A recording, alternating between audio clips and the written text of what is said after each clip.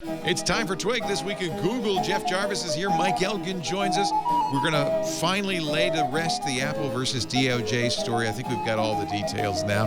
We'll talk about the launch of Google AMP. And yes, is it a good idea or a bad idea to beat up robots? We'll find out next on Twig. Netcasts you love. From people you trust. This is Twit. Bandwidth for This Week in Google is provided by Cachefly. CACHEFLY.com.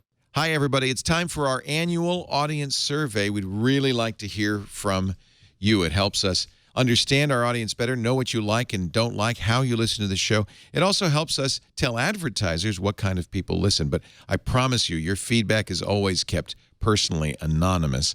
All you have to do is visit twit.tv/survey and let us know what you think. It'll just take a few minutes, and it'll help us make Twit even better. We really appreciate your support and any help you can give us. twit.tv/survey.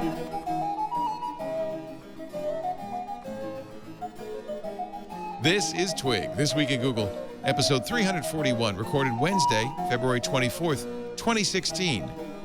I'm really feeling lucky. This Week in Google is brought to you by Texture, the mobile app that lets you access the world's most popular magazines anytime, anywhere, using your phone or tablet. For your free trial, visit texture.com/twig. And by Casper, an online retailer of premium mattresses for a fraction of the price. Because everyone deserves a great night's sleep. Get $50 off any mattress purchase by visiting casper.com/twig and entering the promo code TWIG. And by ZipRecruiter. Are you hiring? With ZipRecruiter.com, you can post to 100-plus job sites, including social networks, all with a single click. Screen, rate, and hire the right candidates fast. Try ZipRecruiter with a free 4-day trial now at ZipRecruiter.com/twig. It's time for Twig This Week in Google, the show where we talk about the latest news from, well, you know what? Whatever we darn well want to talk about. Because Jeff Jarvis is such a brainiac that wherever his wide-ranging intellect decides to light, that's where we're going to be. Professor of journalism at the City University of New York. He also is I almost said published author. That would be like a backhanded compliment. Not only is he an author, but he's actually been published. Published author. His works hang in many museums. Also here, Mike Elgan. Great to see you once again. Thank you very much. Thank you so much. In the saddle again. That's right. As they say. Although your chair is much less saddle-like than It's mine. not saddle-like, but that's okay. I think that the Dr. Evil chair it's bad luck for anybody else to sit in it. It's just my opinion. I think you're right. I don't think I think our team does not let anybody else sit in it. Yeah. And when I see somebody sitting in my chair, I almost like. I've seen Padre sit in it. He can sit in it. Now that he's out of town, I'm going to say that. He can sit in it. He is out of town, but he's doing a great job in Barcelona covering Mobile World Congress. You were there last year. Yep. Great job. That is becoming each year more and more like CES. That is this year. Yeah. Everything was going on there. Yeah, it's like CES, but it's in Europe, and so people wear nice clothes. That's and the there's main jamon. Jamon and yeah, and they everywhere. eat late. They eat late. Yeah. So much we've seen from Mobile World Congress, and we'll talk about a lot of that. There's also, I guess what we should do is a little bit, I don't want to go deep into the Department of Justice versus Apple, but probably we will be talking about it yet again because in 2 days Apple's response is going to come out. So I guess we'll be doing more of this.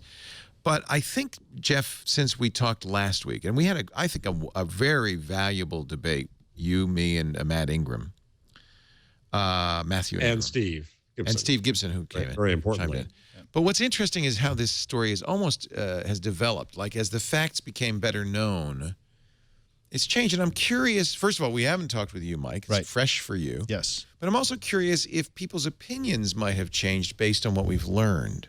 Well, here's the problem, and it's also the thing about this whole story that's so interesting, which is that it's ultimately a political battle. Apple is not on one side of that battle necessarily. Apple is the battlefield. It's one of the battlefields. The battle is between people like the FBI who want the advantages of being able to get information on phones. As Steve Gibson said today, you know, the details are one thing. The overall intent is what's really important. There are a bazillion ways to get data off a phone. So there are the people on one side like the FBI and the people on the other side like the NSA, which understands that strong encryption is in the national interest. And there are people in the community, among the citizenry, who understand encryption and are on the side of the NSA, ironically. And then there are people who don't really understand encryption, who just think, well, let's go get the terrorists. And so that you have That's the political. about, by the way, more than half of the population in the United States. This is the scary thing about it. And the grandstanders will drive it home. The Donald Trumps and, well, not just Donald Trump, but John McCain, lots of people in government. I feel like, though, but wait, I feel like also the tech industry is a little knee-jerk on this as well. Sure, yes. You know, defend encryption at all costs. I also want to point out it's not really about encryption. I mean, encryption's done. Right.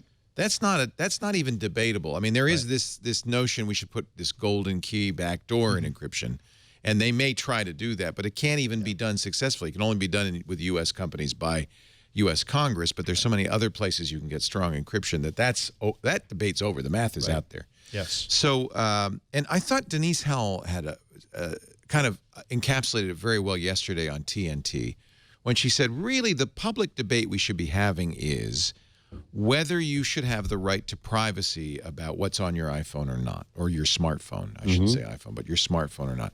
Whether these devices should be somehow specially protected. And Steve Gibson mentioned that one of the things that's happened is technology has given us the ability to make these things impermeable, to make them completely private. And so, of course, there's now this balance between law enforcement that would love to be able. Man, if you think about it, this is the best thing that ever happened to law enforcement, the smartphone, because it's a GPS, it's a microphone, it's a camera, it's got everything we do. Our whole lives are on it. This is like a little treasure chest of evidence for law enforcement that never existed before, by the way. Never existed one place where they could go and find out everywhere I've been, everything I've done, every thought I've had. It's all in here. So naturally, they want the key to that treasure chest. Sure. So the body politic and we the people should be debating not this particular incident as much as the whole notion of, well, what kind of protection do we want to give this device? And that's why What's the definition of privacy. Yeah. And I think that's why the FBI chose this particular case, because the perps are dead. The phone belongs it's a very clean to the county. case. Yeah, it's the government owns the phone. The government's given permission to look at it. There's no right to privacy once you're dead. But I agree with you. I think that they picked this case to make Apple look like a douchebag if they resist it, because this is really bad politics for Apple. But I'll pick the strongest case. Sure, and this is Washington's game. This is not Silicon Valley's game. So Apple's at a disadvantage here because they don't understand what's coming in terms of the public wrath at Apple. But I'll take Denise's point a step further. The issue is not about whether our phones are encrypted. The issue is whether our phones are encrypted by default, whether the average novice user who doesn't think about encryption still gets encryption, because of course ISIS and all these other people we're afraid of, they will have strong encryption. And the geeks who are into encryption will have encryption. The question is whether, and to me, I think there are lots of things that we need to protect ourselves from. Terrorism is one of them. Industrial espionage is another. So if there's any way for government spying is another. With whatever the solution is for the FBI to get access to our phones, also invites in the Chinese state-sponsored hackers and even ISIS. So what'll happen inevitably if there is this mythical backdoor, if it's crackable, if phones are crackable, if the messaging is crackable, someone will crack it, they'll make it available on the open market, and ISIS will buy it. So if you want to be scared about ISIS and do fear-mongering around ISIS, we are at risk at having a situation where ISIS can hack everybody in the U.S. and we can't hack them because they'll have strong security because they are motivated, right? So so this is the fundamental question: are the unmotivated people, the untechnical people, the rest going to be protected, of us, should we have or not? Privacy. That's the only question. I agree with you. And dumb crooks. Because what do you think is the new thing? Is the main new thing that we've learned, Leo? Here's the thing that really is huge, and actually, what I'd like to do, and then we'll move on, is pose this question to you and everybody else, in light of what I think we now know. So and this comes from Steve Gibson yesterday, and let me kind of just summarize this. which is that the Department of Justice is not asking Apple to decrypt the phone, but there is a weakness in iPhone's encryption. It's strong encryption, but the weakness is the passcode. It does, in fact, decrypt the phone. So what the Department of Justice is asking Apple to do is make it possible for them to brute force the phone and get what's on it, thereby unlocking the encryption gets what's on it. What Steve said, and I think it might as well not be encrypted in the first place. Well, whatever. Possible. I mean, they're asking Apple to help them get the password. Yeah. Okay? Right. The thing that is really, I think, if that's true, then the salient question is, will this tool that Apple generates be useful in more than this one instance? And the we gave the metaphor we used came from Bill Gates, of all people. He said Bill Gates came down in favor of the Department of Justice. Yeah. Although he's since kind of recanted a little bit, so I'm not sure. Yeah, he's stepped back a bit. But what he said was very good. He said this to the Financial Times in an interview. He said, it's as if a bank tied a ribbon around a vault and said, we won't cut the ribbon. And the FBI says, well, you need to cut the ribbon so we can get into the vault. And they say, we won't cut the ribbon. The question is, that now, with that metaphor involved, the question is Apple cutting this one ribbon or giving the FBI a ribbon cutter that can be used to cut all ribbons? Are they giving the FBI a tool the FBI could then use to brute force other phones? The answer is no, but... Right. That's what Steve Gibson has said very clearly. Technologically, this is a one-off. Right. Because of the way it works. This could not be used for other phones. Right. Now, does that change? Wait. Explain that to me again. So Apple would not be... So one of the arguments people say is, well, once you give this to the FBI, then it leaks out from the FBI, and then everybody's got it, as you just said. No, that's not actually the case. That what would happen here is Apple would give the FBI firmware that would turn off these protections for this phone only. In fact, every update that Apple does is individual to each and every phone. To each phone, that's right. And so technologically, they could do it easily without any risk of creating any kind of backdoor.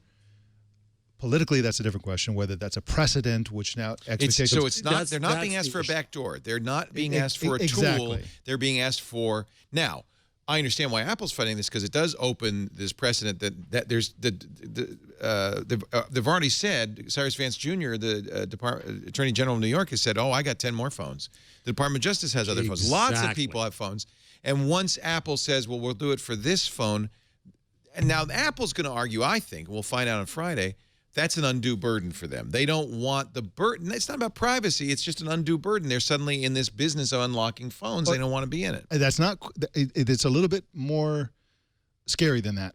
The burden is for them, they can do one of three things policy-wise as a company. They can say yes to every request. They can say no to every request. Or they can be in the position to decide whether the request is valid or not. So, well, I think that's what they don't want. What they will do is say, we aren't going to do it unless there's a court order. The court will decide. That's in the U.S., but what about China? What about Turkey? What about Pakistan? And that's the issue. There's two issues here. One is that remains is you're right. It's a precedent, a matter of precedent, where once this capability is known, then every bad guy, every bad government in the world will demand it for every phone. In fact, the Chinese government said, we haven't done it yet. We haven't asked Apple yet because the U.S. hadn't. We were waiting for you guys. What a great idea. Thanks, FBI. The second thing is, I forget who said this, but in essence, Apple's being forced to, enslaved to write something it doesn't want to write. It's not just a case of saying, okay, now we'll tell you the secret. Now we'll tell you the secret number. No. And that's absolutely right. And that's the all writs part of this. And the defense against that is very clear. And the judge even said this in the order. Apple can argue that it's a burden on them, which I think they will argue, because that's the only way out, by the way. Yeah. They can't argue the Constitution. They can't argue encryption. It's not. They can only say, well, this would be a lot to ask of us. And then once you start, we're going to be suddenly in the forensics business. We don't want to be in that. For every local police department, every and what if you as an individual, it's like I don't want to serve on a jury where I'd have to do the death penalty. I wonld do it. I refuse to do it. You can't make me do it. There's some things you can't. Well, you might go to jail for contempt of court, though. What if every coder said told Apple, no, I don't want to do that? Yeah, but then you might go to jail for contempt of court. Well, then so the individual coder. Yeah. Well, Apple says, "Oh, we asked. We'd like to, but nobody would do it." Yeah. Well, somebody's going to jail. Somebody's going to be fined. The other thing I read that I don't know if this is true or not, and I don't know if I buy it, but one speculation was, at least, that Apple was going to make a First Amendment argument. It's hard for me to get my head around that. I really think people are going to be disappointed at Apple's defense because a lot of people want Apple to stand up and wave the flag of strong encryption and privacy, and I don't think I think their lawyers will rightly say there's no argument there. That's not where you have to argue. You have to argue on the burden. Burden side, yeah. And I'm not a lawyer, but I suspect that's what's going to happen. But Denise's point is very well taken. She is a lawyer. What we really, as a nation, need to be debating is, do we want to have our smartphones be private, period? And I say yes, exclamation point. I say yes. And I'm not an expert on this either, but I do watch the TV show Billions. I love that show. Oh, it's a great show. I'm sorry, but I think that Apple can't win this one. They're going to have to settle. They're going to lose. I watch The Good Wife, so I know about law. Exactly. And no, they'll go all the way to Supreme Court probably if the Supreme Court reviews it. If not, then Apple will have to do it. They'll be destroyed. This is an election Bad year. news They're going to be for killed in the court of public opinion. Yeah. Yep. It's bad, yeah, because everybody says, well, that's a terrorist phone. Why wouldn't you help them? Right. I think Apple isn't even saying we won't help them. I think Tim Cook's saying we need to have this conversation. This is what's been happening. I think Apple's going to say it would be an undue burden. Not that we won't help them, but gosh, you really, we're a business. We can't be spending all our time helping you crack phones. You want to talk about a burden? This is This Week in Google. What about the Android world, where presumably every single OEM, and there are 1,000 companies that make phones, are going to have to do what Apple is being asked to do to a certain extent, because if you want to crack the encryption on some Android phone, well, where do you go? You don't go to Google. You go to Samsung. You go to Samsung or...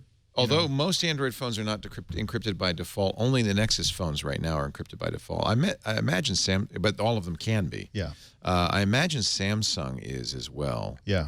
The interesting thing is when you encrypt a phone, and I suspect Google kind of thought ahead, when you encrypt a phone, a non-Nexus phone, when you turn on that encryption, in every case I've done it, it requires you to enter not a PIN, not a passcode, not a gesture, but a long password. Yeah.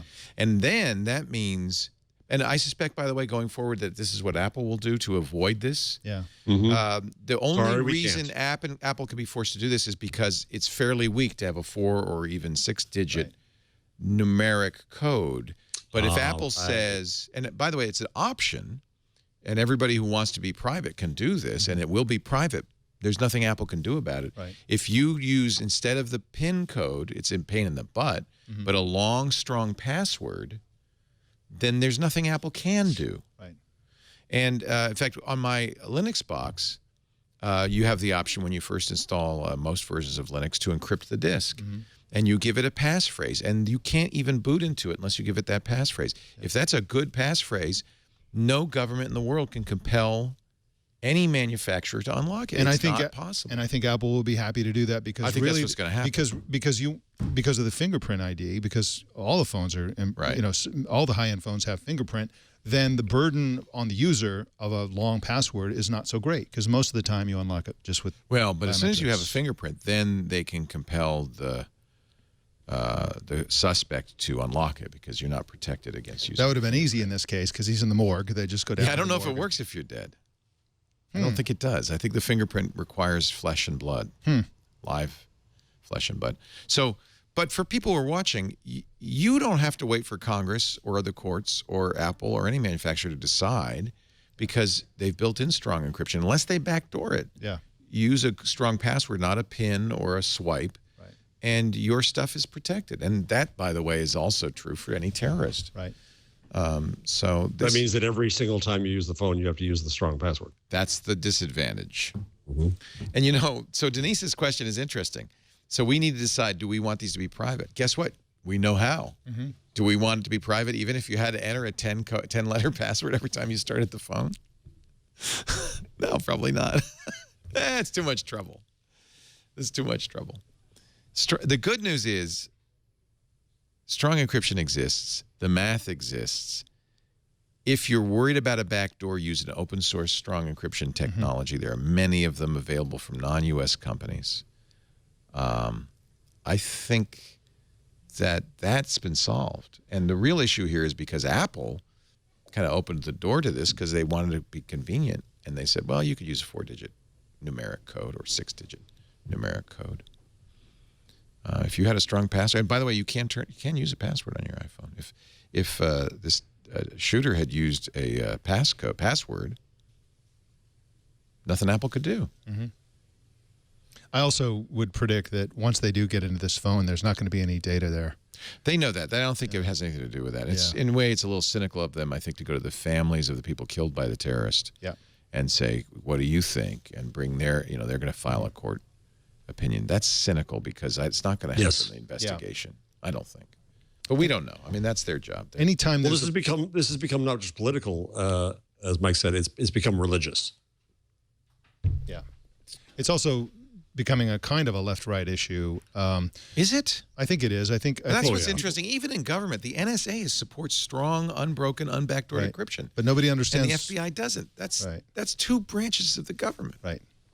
So there's not even agreement within the national security infrastructure. Well, I don't think there ever is. I mean, everybody wants their own job to go the way they want. I mean, imagine how much more effective policing could be from the policeman's perspective if they didn't have Miranda rights, if they didn't have all that stuff. As I said, they see this treasure chest and they go, God, if we could only get in there, we'd know everything we needed to know. All the evidence is in there. It's just like any sort of political issue. There are certain people that want something, and they want it for whatever the reason is that they want it, and they wait for an event to take place where they can say, well, now this is why we want it. But they always think just of the children. Right. So this is the, and I hate to sound this cynical, but this is why terrorism is convenient. It actually changes minds. It scares people into agreeing with. Because they've got, let's be honest. Number one, these were not organized terrorists. These were two complete dorks. They're bad guys just like any other bad guys. But are they organized across? Are we gonna unlock a network of 100 terrorists? No. Number two, to convict the guy who helped get them the weapons, if that's what they do, they got everything they need. So you're right, Mike. This is not about this case at all. There's absolutely nothing I have to believe they really want here. It's just this is the ideal case to use to shame Apple into it. Yeah, and establish a precedent. That Apple is very reluctant to have established. Well, I think the best case scenario for the FBI and the people in government who want the backdoors and access and for there not to be easy encryption on phones by default is for Apple to fight this and fight it and fight it and fight it until public opinion is so overwhelming that they cave, and then everybody will be scared into just laying down for these types of requests, and they will have won the political battle. That's the ideal thing. That's why I think Apple should immediately just say, okay, yeah, sure, we'll cooperate in every way, just to take the wind out of this particular one. Because once they're publicly shamed, once the mighty Apple, the world's most valuable company, is publicly shamed into cracking under the pressure based on the fear of terrorism, then everybody else will just do it automatically. There's proof of what you say because Apple wanted this to be sealed and in private all along. Yeah. Had they not made a big deal about it, Apple probably would have complied silently and nobody would have known and they would have gone away. Yeah. But the FBI didn't, and the Department of Justice did not want this to be private because they wanted a precedent. Yep. And I don't blame them. I think they want to do the best job they can capturing bad guys and preventing us from terrorist attack. I don't blame them. Again, it's a treasure trove. You've got a treasure chest. You're waving it in front of me. Yeah. I want in. And the truth, though, is we should be having the national debate of how private these should be, or even the larger national debate of whether encryption should exist. Actually, that's the biggest debate, big debate, really. Yeah, I wrote a column before all this hit talking about McCain's Bloomberg View piece where McCain argued for backdoors and things like backdoors. Or, the way that politicians are viewing it right now is like, oh, we can always solve these problems later. We'll figure out exactly how we get access to phones, but we'll do that later. But he was basically using a different case, the failed terrorist attack in Texas, as the reason why all phones need to be insecure. And my view is like, there are other bad guys out there. For example, China just recently unveiled their new bomber, which is identical to the U.S. bomber. They literally stole all the technology. Yeah. And you got to think that the lack of encryption helped that effort over the last decade and a half or whatever it took them to steal. That's the real point. It needs to be made to John McCain and everybody else, that we're safer with encryption. We are such a porous society that it's so easy to steal technology and so on that universal easy encryption would help us a lot. We uniquely need it, I think, to a certain extent. I agree. So, all right, that's enough of that. But I think that isn't it interesting how, and I guess this is a case study for your journalism class, how it's very hard to report on a story like this in the first 24 hours and report accurately on it. And this has been a story where, as we've learned more, as we as reporters have learned more, not merely facts but understood better what we're talking about, the story has changed considerably and refined considerably. You know, I think we did a pretty good job that first. I mean, we had just learned the story on Wednesday, but now what we know, knowing what we know now, I think we can make a more nuanced case. I mean, I've been saying for a couple of years now that the key skill for journalism is really to say what you don't know. That what's known is known by everybody. It's out there for all to see. That's good. What don't we know? But and to know the difference between your beliefs and what you know, and because a lot of times it seems so obvious, and you know, because journalists are human, most of us. And well, not now. Watson just is in the right. Is Watson in journalism? Is writing headlines. Oh, please. Actually, we're in an interesting position here because I don't think we break stories or we tell facts so much as we try to give people an understanding of the underlying technology and what it means for them and that kind of thing. I think that this discussion is a perfect example, and we can do a better job once all the reporting is done of explaining what it means. That's really what Twit's about. Let's take a break. When we come back, we'll talk about walking robots and how they've been bullied. You know what? We need a new hashtag, no robot bullying. Or maybe we need a new hashtag, more robot bullying.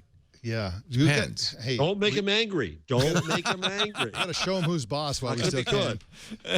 We'll talk about AMP. It's about to be here, and Google's now shown that it is evil, and we'll let you respond. I've got to. Yeah, well, you might be surprised. You might be surprised. And what's happening at Yahoo? All that and more coming up. It's so nice to have Mike Elgan back. What do you want to plug, Mike? Are you still doing? I hate to say this. Are you still doing the Google Plus? Yeah, I'm still on Google Plus. Yeah. How long? I'm not. I haven't been exclusive to it. This is not your fault, by the way. Thank you. I love Google Plus, and I think Google mismanaged it, dropped the ball, but I do feel like it's kind of over. To me, the biggest event in the world of Google Plus was that Sundar Pichai, in his weak defense of Apple over this whole thing that we talked about, didn't use Google Plus. He used went to Twitter. Yeah. And I thought, oh my God, he can't. You know, I mean, everybody would have followed his commentary wherever it was. So he could have done a post on Google Plus with a link from Twitter, but he thought, oh, why should anybody use Google Plus? Right. He had to do it like 4 different posts, I mean, so it's like, come on. Sorry. It's sad. Yeah. I had high hopes, but that's life. So where else can we catch in Computer World? You're writing a lot now, which is great. I'm writing a lot. I'm on Twitter, Mike Elgan. I'm on Facebook. I'm even on Pinterest. So I'm exploring my feminine side. And you know, if you ever want to do a thing on man bags, I'll be right there for you. It's not a purse, Leo. It's a European. It's a European carry-all. It's a Merce. I love my Merce. Seriously, every geek now. I understand Patrick Norton always used to carry around looked like an 800-pound pack. Yeah. Because you want to have, you know, your firewall and your chargers and your stuff. It occurs to me frequently that I have this over the one shoulder kind of a messenger bag type of thing that I carry with me when I don't have my full backpack, and I'm in there looking through for things, and every once in a while I'm like, this is a freaking purse. I need Where's my lipstick? I can't find it anywhere. This is. And I'll talk about the new phone that just came out. I just got it today. Jason Howell just got his. This was a Kickstarter from a company called NextBit, made of former HTC and Google Android folks. The Robin is here. And you know what? It's better than I thought it would be.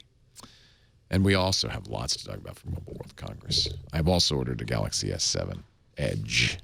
And that'll come in a couple of weeks. So, our show today brought to you by Texture, the mobile app that lets you access the world's most popular magazines whenever, wherever you want on your phone or your tablet.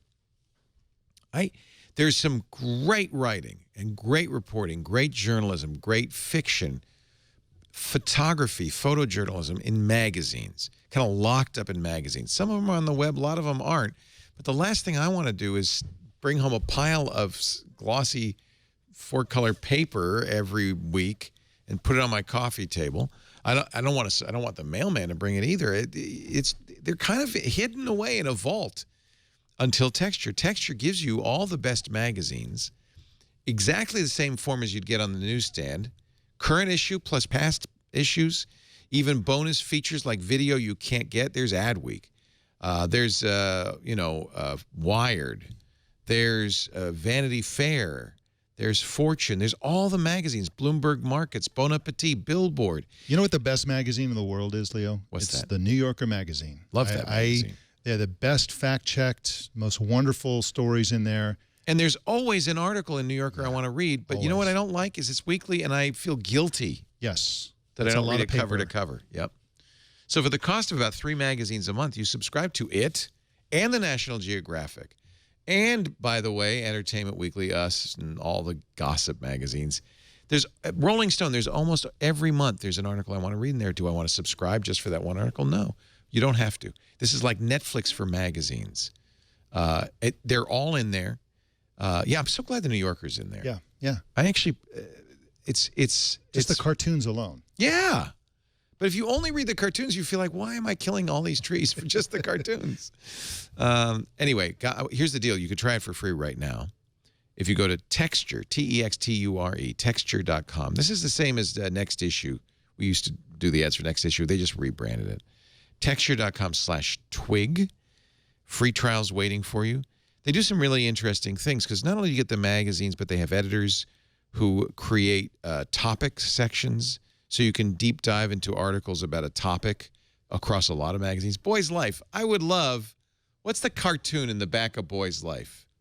You know, Fergus and Fugus or whatever. Jeez. Yeah, I hope you don't remember that from your own youth. I do. But I would love to. Oh, man, is right. PC Magazine, Macworld Magazine. And just even for National Geographic, this is so great. Go to texture.com/twig. Try it free so you can see all the features. You're going to love it. The world's most popular magazines on your smartphone, on your tablet, wherever and whenever you want it. Texture.com/twig. Jeff Jarvis is here from, as always, from the City University of New York. So AMP is about to roll out. Like it is rolled out. It is out. And Facebook articles also out for everybody. Well, no, that happens, I think, in April. But yes, it's going to. Yes. Not Apple News. You still have to be kind of a publisher with Apple News. But these are 3 platforms that are designed to make mobile content faster, easier, lighter, better to read. Right. And, you know, Facebook's a walled garden. I was talking to somebody who said, it was Dan Gilmore, said, I can't understand why anybody would bury their content in Facebook, except that that's what people are. But you maintain your copyright. You can put it anywhere. You're cross-posting it there. And even Dave Weiner just put a post up today. Yeah. Really? How Instant Articles helps the open web. And okay, Dave good. is the toughest critic you could imagine. Good. If you go to scripting.com. Yeah, it supports RSS, for example. Which, of course, Dave likes a lot. Exactly. He invented. And I won't go into the details because I'm sure I'll mess it up. But it is interesting that if you consider, and Dave has been critical of me using Medium and others using Medium, but as long as you can export, as long as you put more in one place, you own your own stuff. The question is, why aren't you putting it in all these places to reach people where they are? That makes sense. When you write a blog post, you put it on Medium. I don't put it on my blog as much as I should. Yeah, well, I would, and I yell at you for that. I mean, I know. And enter Kevin Marks here telling me I should use to put it in all places. Yeah, go Posse and post on your personal thing and syndicate to everybody else. But you can't do that. It's kind of time consuming to do that because you have to do it by hand in many cases. AMP, I talked to Jingers and Google this week, and I've been defending AMP on the fear that Google, because it was in an Ad Age story about 2 weeks ago, Jingers was misquoted or missummarized, and they presumed that Google would favor AMP content in search and such. And I looked into this. And I made asked them sure that. with them, And they said no. Richard was very clear. No, only to the extent that because it's faster and we favor any faster page, will it be favored? But And if it were favored, that to me would be a monopolistic move by Google. Well, a here's the issue strong I have. arming by Google. Yeah. Here's the issue I do have, which is that if you do a search on a topic, like look up AMP, and there comes a carousel, which is This is the prominently new thing. Yeah. not always at the top, but it's prominently displayed, that is just AMP content. Right. I thought at first that was only going to be used for the demo purposes to say, oh, look what it can do. Well, fine, I had no problem with that. But now that AMP content is there, so I asked him and I said, well, what's your definition of fast? If I can make my page as fast as AMP, how are you? Why am I not in the carousel? They don't have an answer there. They don't have an answer there. So the carousel is just promoting AMP content. And I think that makes me uncomfortable. And this is, by the way, only in mobile search because Yes. they say again and again, AMP is really just about speeding up mobile. So there's a burden on the publisher because you have to create an AMP page. AMP is not an open standard. They could say that all they want, but Google sets the standard, including what tags are allowed and not allowed. The big example to me is redefining the image tag. That's been in HTML since day one. And no, you can't use it. Telling you what JavaScript you may and may not use from a, kind of this purist engineering standpoint. I understand. Well, it speeds up pages. It's really, here's what I think is going on. Google was very nervous about ad blocking, the boycott of ads, because Google's an ad company. And they said, why do people block ads? And they actually didn't get it right. They said people block ads because it makes pages fat and slow and sluggish. And so we're just going to make pages fast and lean, and they'll still have ads, but they'll be acceptable ads, ads that we allow. But what they don't understand is, A, people block ads because they don't like ads, period.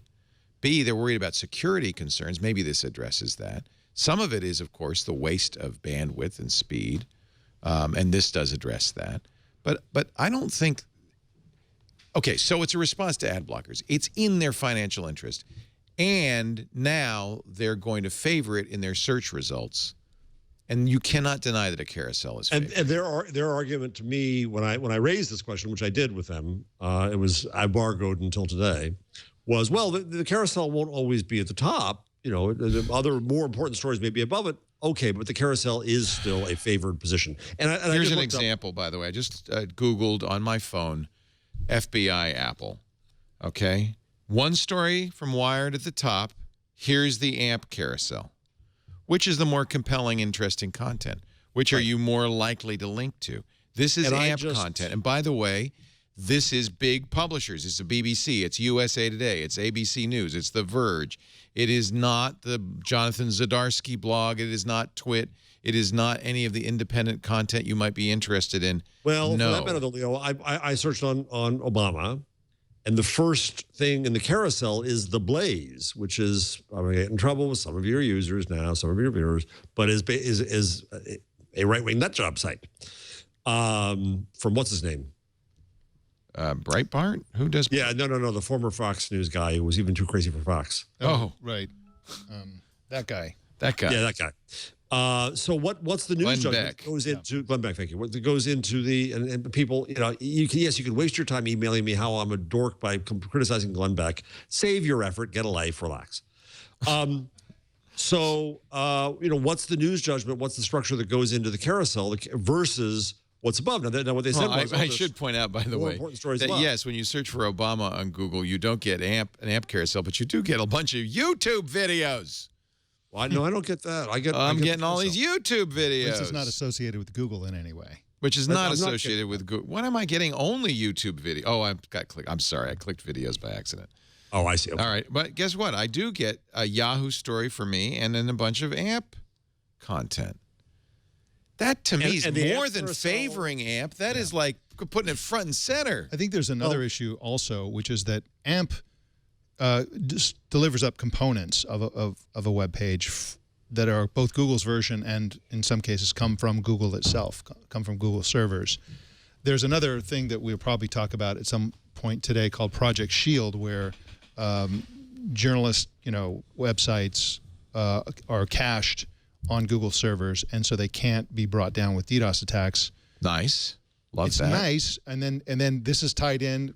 Stick with me here with Internet.org, which doesn't give people in poorer countries the internet for free. It gives them a cached version of the internet on Facebook's servers for free, a very limited version. And so what we see by Google and Facebook is an attempt to move people off the public internet onto the ones that are on their own private servers. I think that's a little.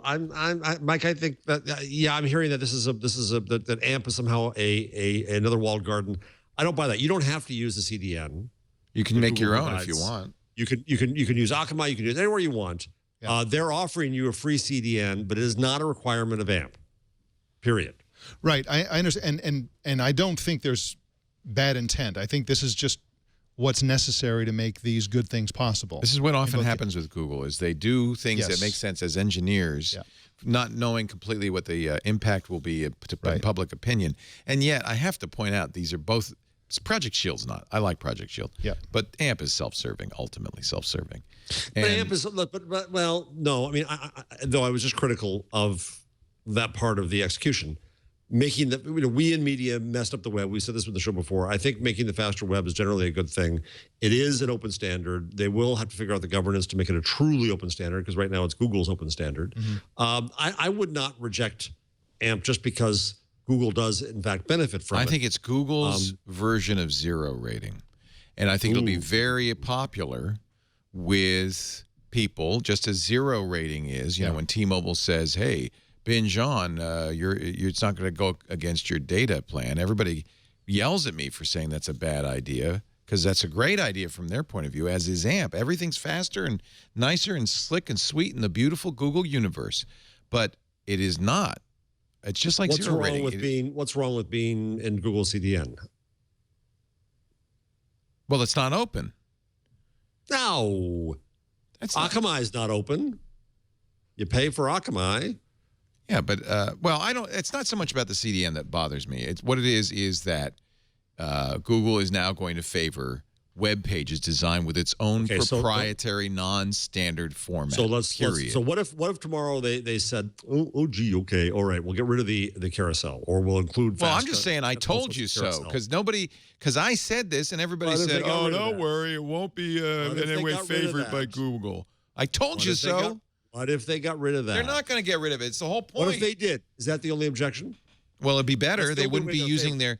See, Google strong arms people. Look, I agree it's a good idea that all sites should be HTTPS. But then, as soon as you start using your... And this is that argument I keep coming back to on this show, that because search is so important, it should be a priesthood. It should not serve Google's commercial interests. It's a company, yo. I understand it's a company, but it's a company with so much power, because the power of the Google search is essentially the power to exist on the internet. Yes, Microsoft ruined the world. When are you moving to Germany, fella? I don't. You really look at this? Is Google saying, "Hey, don't worry, we'll take care of this." Well, in some cases they do, and they do take care of things. Yeah, we can't also shut ourselves off to the notion that a company can do something right. Yeah, but this again. There's a theoretical dimension to this. Of course, I think Google is trying to do the right thing. Yes, faster pages are better. Yes, they're being open to a certain extent. But this is why we have I think your argument in the initial part of this. This is why we have standards. Standards.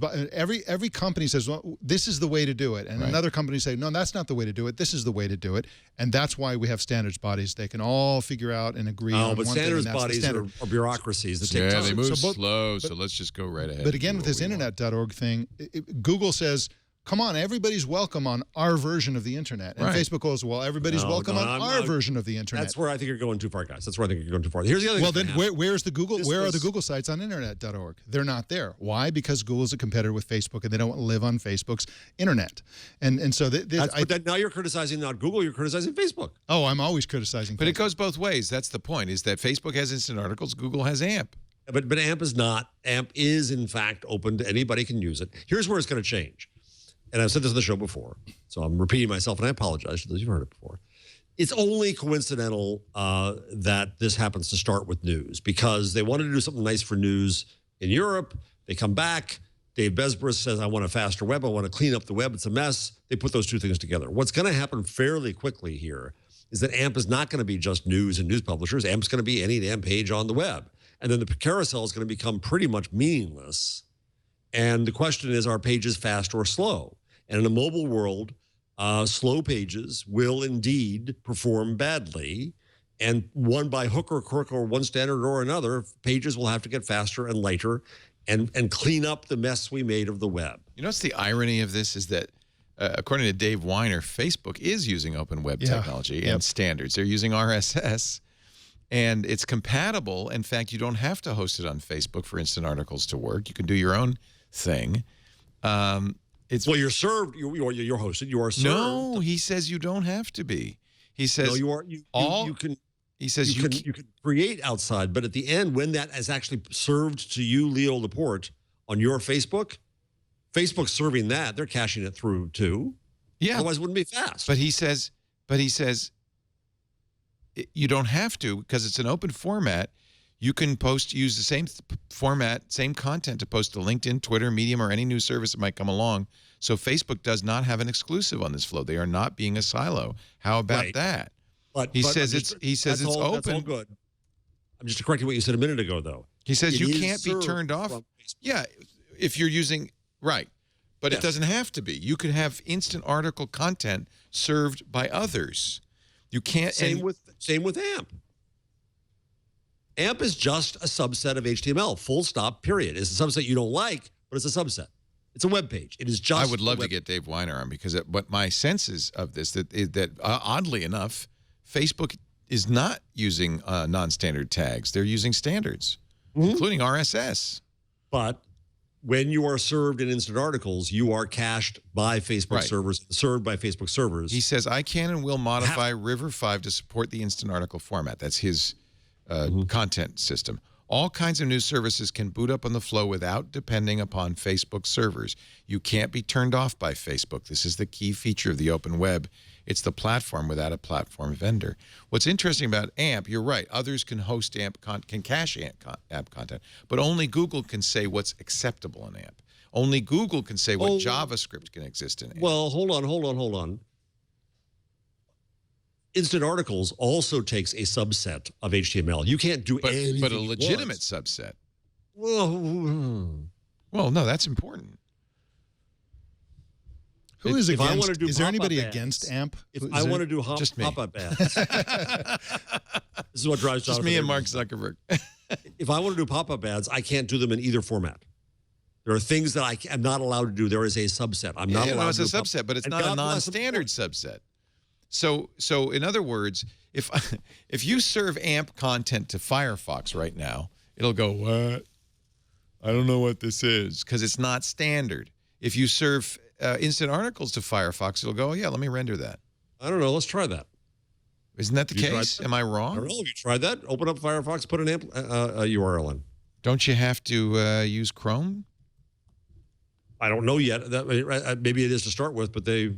Well, there's a URL. If you create a new standard with non-standard tags, maybe I'm misunderstanding it. Maybe it generates standard HTML. Is that right?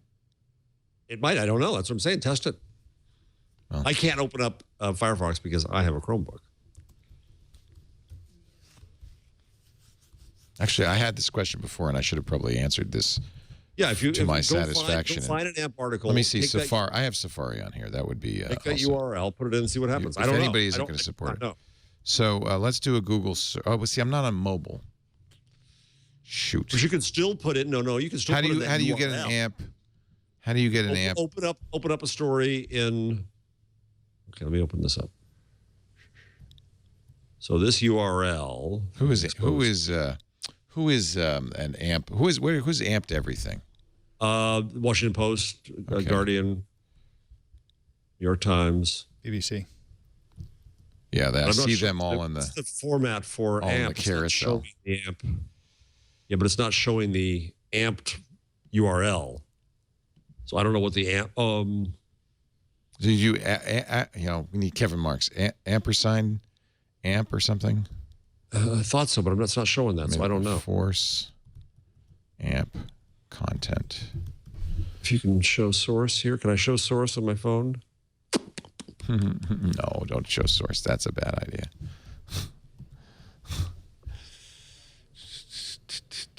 Because how does amp, somebody's saying amp does work. Evil IRC in our chat room says amp does work on mobile Safari. All right. Yeah. Okay, if that's the case, if in other words you write the page in some non-standard markup, but it generates standard markup, then actually I don't have a problem with that. Okay. As long as it's standard, as long as what goes out on the web is standard. I mean, Node.js is non-standard markup. When we write pages for our website, we're not writing it in HTML. But same thing if you use CoffeeScript or a lot of other things you use. So there's another issue to AMP and Facebook's version of this that's really kind of interesting that we should stop and take notice of, which is that assuming those are good things, that faster mobile websites are good, and I think that's a safe assumption. On that, yeah.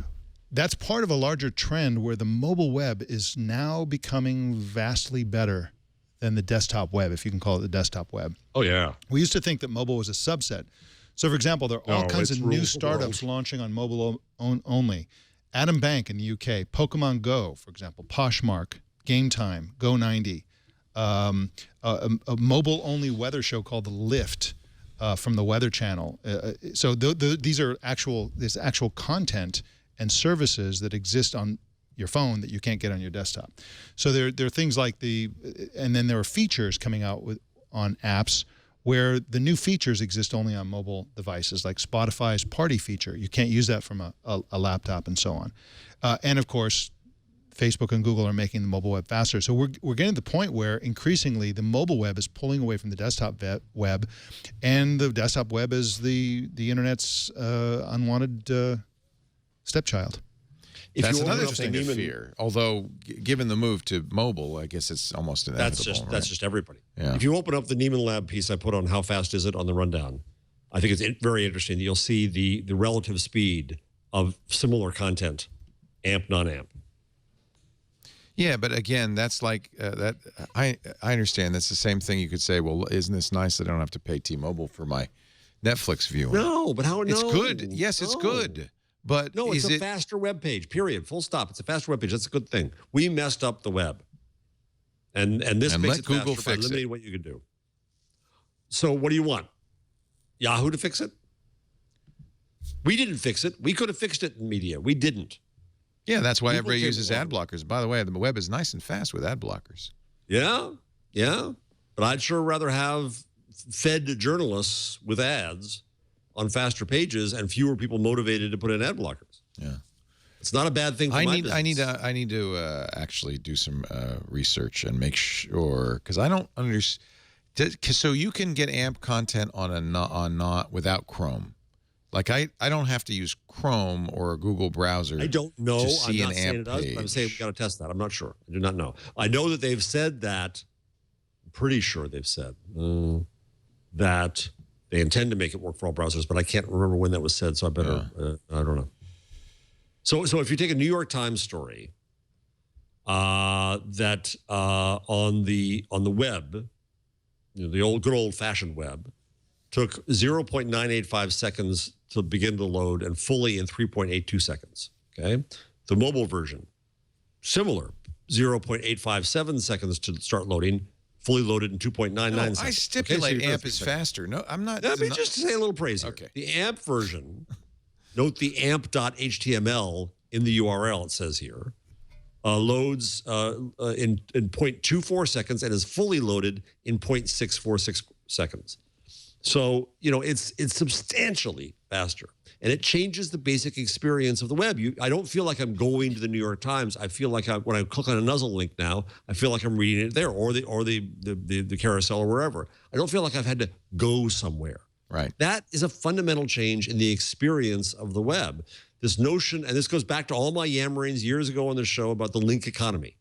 And when I saw, my epiphany on this was the idea that we had to send readers over to get to the content. Why doesn't the content come to the reader? and this is a moral equivalent of that. That's fundamentally important. And the fact that Google did it, I mean, I had this argument at Newsgeist. People said, well, should this? I said, we complained about this a year ago at the same conference, and nothing happened in media since then. So Google went out and did something. Good for them. You don't have to use AMP. You're an impatient man, Jeff Jarvis. Yeah, but isn't it bad if Google favors AMP in their search results? That's what I've just said. I agree. So I'm criticizing Google here. I think that the carousel is a problem. I think it's a problem for, as we like to say, optics. I think it's a problem in Europe. I think that they're being a little naive in that. And just saying that, well, it's not necessarily the first thing on the page is disingenuous. And I think that's a vulnerability. Yeah, they need to pay attention. And I think what Google has to do, my suggestion is what Google has to do is to set a standard of speed. However they set that, and however you meet that standard, right. Then if they want to have a carousel of that's fast how you stuff, foster. That's how you get there. That's how you foster, the reverse on this ad tech. So they did one version of speed. They should be open to many versions of speed. If all they care about is same problem I have with the notion of the digital news initiative, ain't a news initiative. It's a European whiners edition initiative, and all they're doing is playing. They're not really caring about news in that sense. Okay, so here's this. So I haven't. If they really cared about speed, they would care about speed and have one of many versions of how to get there. Here's an AMP URL from USA Today. I put it into Chrome. It loaded very fast, Jeff. You're absolutely right, and this is what it looks like. Looks bad there. The headline's not. Well, I'm getting some rendering issues. Don't worry about that. Now I load the same thing in Safari. This is the same URL, but as you can see, this is a non-amped version. Not render well. Yep. So my question is, I don't know. That's an issue they've got to figure out. I don't know what my question is. Now the question is this again? Is this HTML? What is AMP? Is it render into? I mean, it's out as of today. So the question for me is, what are Firefox? What we should ask is, what I'm curious to get the answer from is, what do Firefox folks say at Mozilla about AMP? And I don't know. And I've got a friend who's there, and I should ask her what their stance is on AMP, and will they render AMP, or will they somehow protest and agree with Leo that it's the work of the devil? I don't know. I would think that. I mean, the other thing I have to point out is one of the things that we don't want to do is load a bunch of JavaScript, unknown JavaScript from Google. I mean, I don't think that's a good idea. Yeah. Okay. So. But that's I'm getting back some GitHub, weird. Java. Here's a tag, amp-pixel. Okay, so it's not. Yeah, it's kind of odd looking HTML. This is in Chrome. See, amp-image is the image tag here. Okay. Yeah. So, and let me look at the same source in Safari because that's interesting. I feel like I'm getting a different page, and that's definitely non-standard HTML, which Chrome handles obviously. So that's another thing. What if you made pages that only got rendered properly by a Google? Well, what happens is that the other browser can look and not get the AMP version; it gets the regular version. But what it requires is here's the real question to me. It requires publishers to then maintain two versions as long as there's that separation, which is the issue. You're right with non-standard.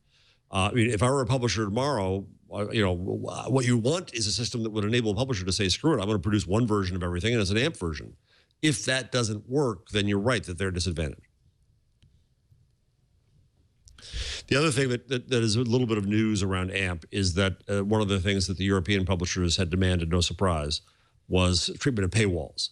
So now on the client side, not the server side yet, though they're working on that, on the client side, when you go to a paywall page, it does that thing where it grays out the bottom like the Wall Street Journal does and says, oh, you want to see this, pay up. And as I understand how that works, that the content is actually served on the client. The client just blocks it until you're cleared, as opposed to a server-side solution where the content would only be served up if you're a known user.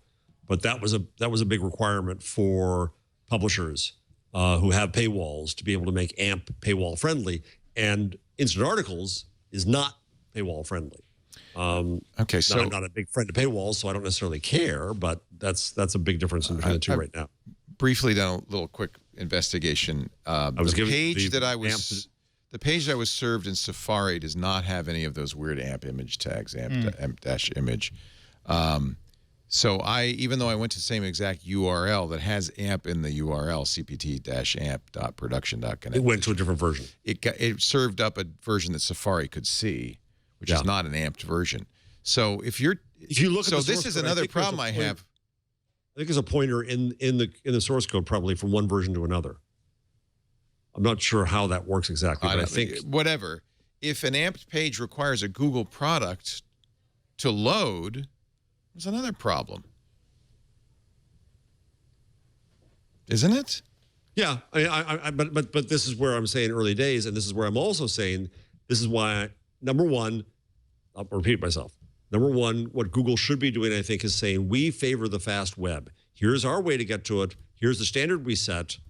If you have another standard that gets you there, hunky-dory. Well, and there's a case to be made that the way standards do get advanced is by unilateral effort, like from a company like Microsoft, and they create something, and then everybody says, "Oh, that's great. Let's put that in the standard." So, I would hope, or they fight over it and it doesn't work. There is an open standard structure for this. It is on GitHub. You can see what the JavaScript does and doesn't do.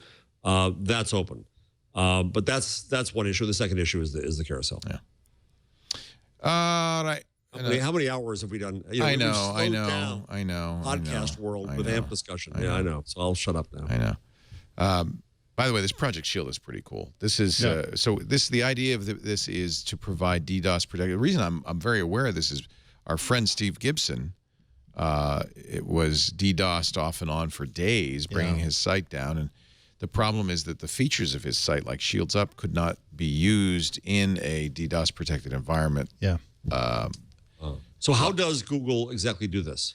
It basically caches the site on Google servers, and then Google servers are so gigantic that they can't be destroyed by a DDoS attack. And what's interesting about this to me, they're doing this for free for people? For free, and nice. Who's doing it? Jigsaw. Now, I thought Jigsaw was a think tank. I thought they were sitting around smoking opium and stuff and just coming up with grand ideas. But this is actually a service that is being provided by Jigsaw.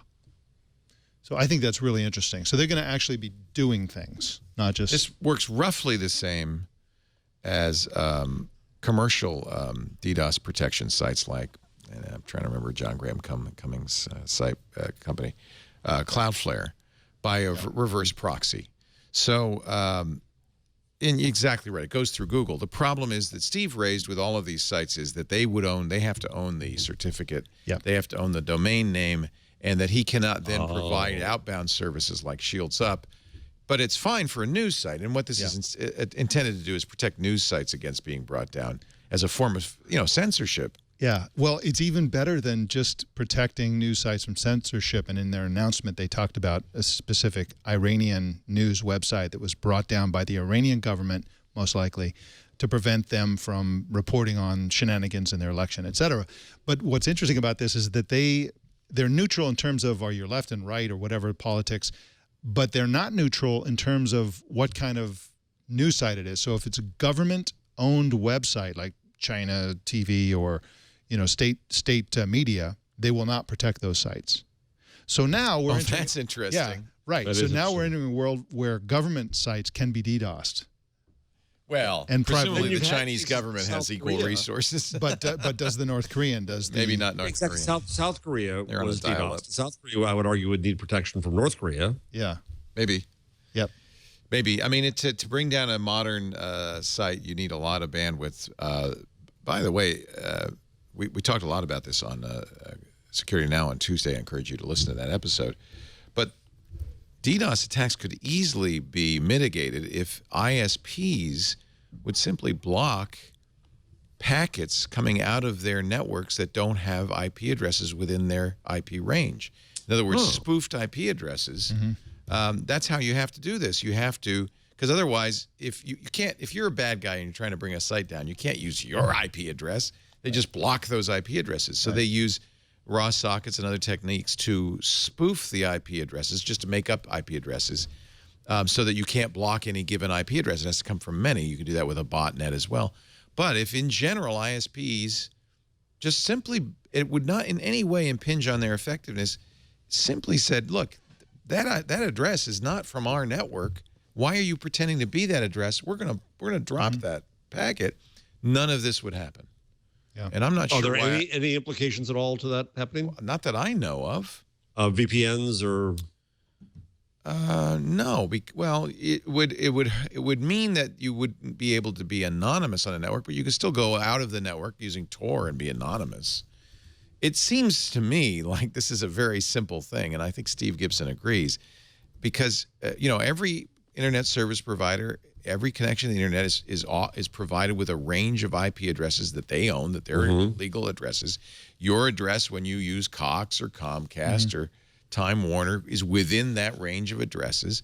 If suddenly out of your computer, your computer's coming some other address, that's bad behavior. And no, I can't think of any. Correct me if I'm wrong here. DDoS attacks are not coming from Comcast; they're coming from Russia.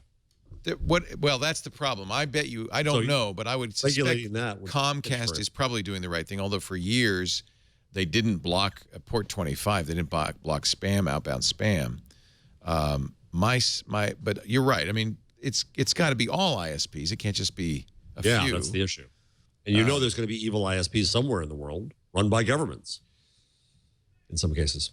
Yeah, I don't think the guy who's bringing grc.com down is coming out of Russia.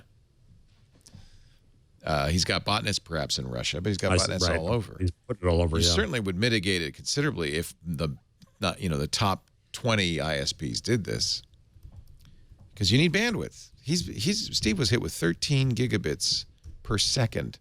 Wow, that's how you bring somebody down. And so if even that was cut in half.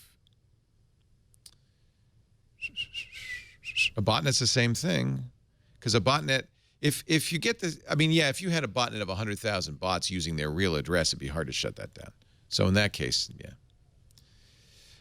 Google wants to replace SMS with a better messaging platform called RCS, Rich Communications Services. Oh, sounds like another effort for Google to take over. No, this one's a standard, and a good standard, by the way. It's a number. Unlike Apple, which has its own, and BlackBerry. In fact, all those it wouldn't work with iMessages, because Apple uses its own protocol. The idea is SMS should be as capable as WhatsApp. Well, I can't help but think that Google tried so many times to compete with the WhatsApps and the Facebook Messengers with Hangouts, etc., and failed completely. And now they're like, okay, fine, we'll just be that way. We'll just launch this standard that will make WhatsApp, unnecessary, because it'll support most of the stuff that. And carriers are on board with this. This is a standard. They've been wanting it for years. The GSM Association, GSMA, has global operators, Google, and the GSMA aligned behind adoption of rich communication services. Here's the press release out of Barcelona, out of Mobile World Congress. SMS is a very old technology and an antiquated technology that doesn't even handle rich media. You have to use MMS for that. So RCS would allow you to do group chat. Can't do that without mod. That's why you use Messages, Apple Messages. High-resolution photo sharing, read receipts, video calling, perhaps. And RCS could even continue to support SMS and MMS within it. Google's working on a universal RCS client currently called Jibe at jibe.google.com. Yeah, you never know what's going to happen, but you can actually, can you download this? I got to think this is going to be a great thing, because Google's going to put it on every Android phone. It's not. And it's, right. There's so many social networks now and so many people on different networks that it's really problematic again, or still. And it's great to have a central standard that does the kind of things that people want to do in messaging apps. But if it's not adopted by Apple phones, then it won't be a standard. But Apple's in its own world anyway. Yeah. Really. I guess it works with SMS, so maybe Apple would, if the carriers demanded it, Apple would have to support it. Right. If a carrier moved to RCS away from SMS, which I bet they would like to do, they'd have to support it. It's data. Not SMS is a weird technology. Yeah. It's not a data technology. So I'm all for this one. I think this is a really good idea, but we'll see. Yeah, you're right. You got this big Apple Right now, Android users are at a disadvantage when they communicate with Apple users. Yeah. Apple users can create a group that Android people can't be in. Right. You're a green box instead of a blue box. iMessage is great, and yeah, as long as you're on Apple. right. So I like this idea. I think this is something Google and the operators are probably going to do. We'll see. We should mention just very quickly that Digital News Initiative in Europe, Google gave away 27 million euros in grants to tons of publishers and independent people to do innovation only in Europe, again, only in Europe, because they're the problem children. But they're trying to do so. And Sundar Pichai gave a big speech in Paris today, pushing AMP and the Digital News Initiative and Project Shield, emphasizing how much they care about news and care about journalism. And Sundar saluted that flag ably. And in a completely unrelated story, a German court rejected a suit by publishers against Google. I missed this Friday. If I'd seen this, I would have been tweeting all over it. It's kind of beautiful because they said, I love this part, that, well, Google linking to people is a win-win. Yeah. Imagine that. This is the Axel Springer suit.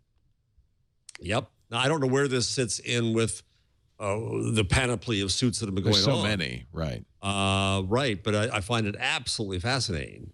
A related ruling on whether publishers should receive payments from Google for displaying their news articles is still outstanding. So I don't know where, again, I'm not sure where this one fits in. Nonetheless, a judge said, are you fools? Are you idiots? Are you crazy? Gee, that's so... Sind Sie verrückt? Makes such sense. Yeah. I don't know if this is a big story or not. Spotify chose Google's cloud over Amazon Web Services. All of Spotify is now on Google servers, which... I don't know. Maybe this is the beginning of an acquisition, although why Google would buy Spotify, I'm not... I guess for the customers, right? That they're the biggest. Oh, Google Play, yeah. I mean, compare them to them over to Google Play Music, yeah. Yeah. Where was it before? I mean, I saw. It was on Amazon. Amazon. It was all on Amazon Web Services. That's right. It was. So it's a big win. Yeah. Google is number 3 behind Amazon, Microsoft Azure.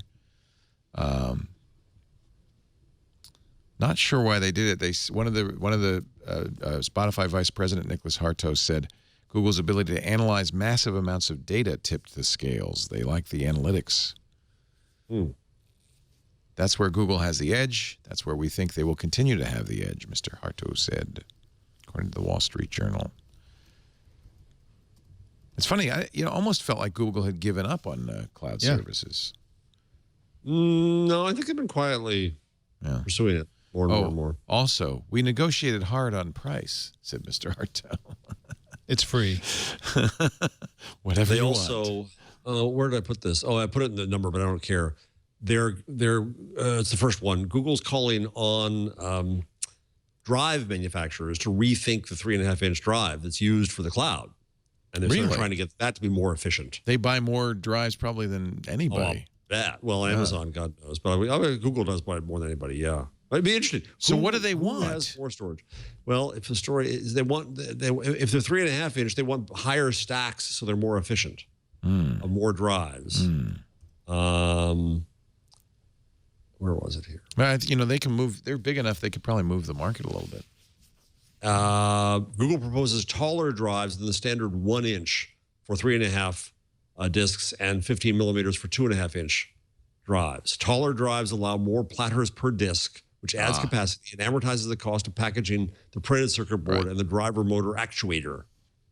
Given a fixed total capacity per disc, smaller discs can yield smaller seek distances and higher RPM due to platter stability and thus higher IOPS, but worse gigabytes so per there's dollar. A standard form factor because you got to fit them into your cases and your server racks.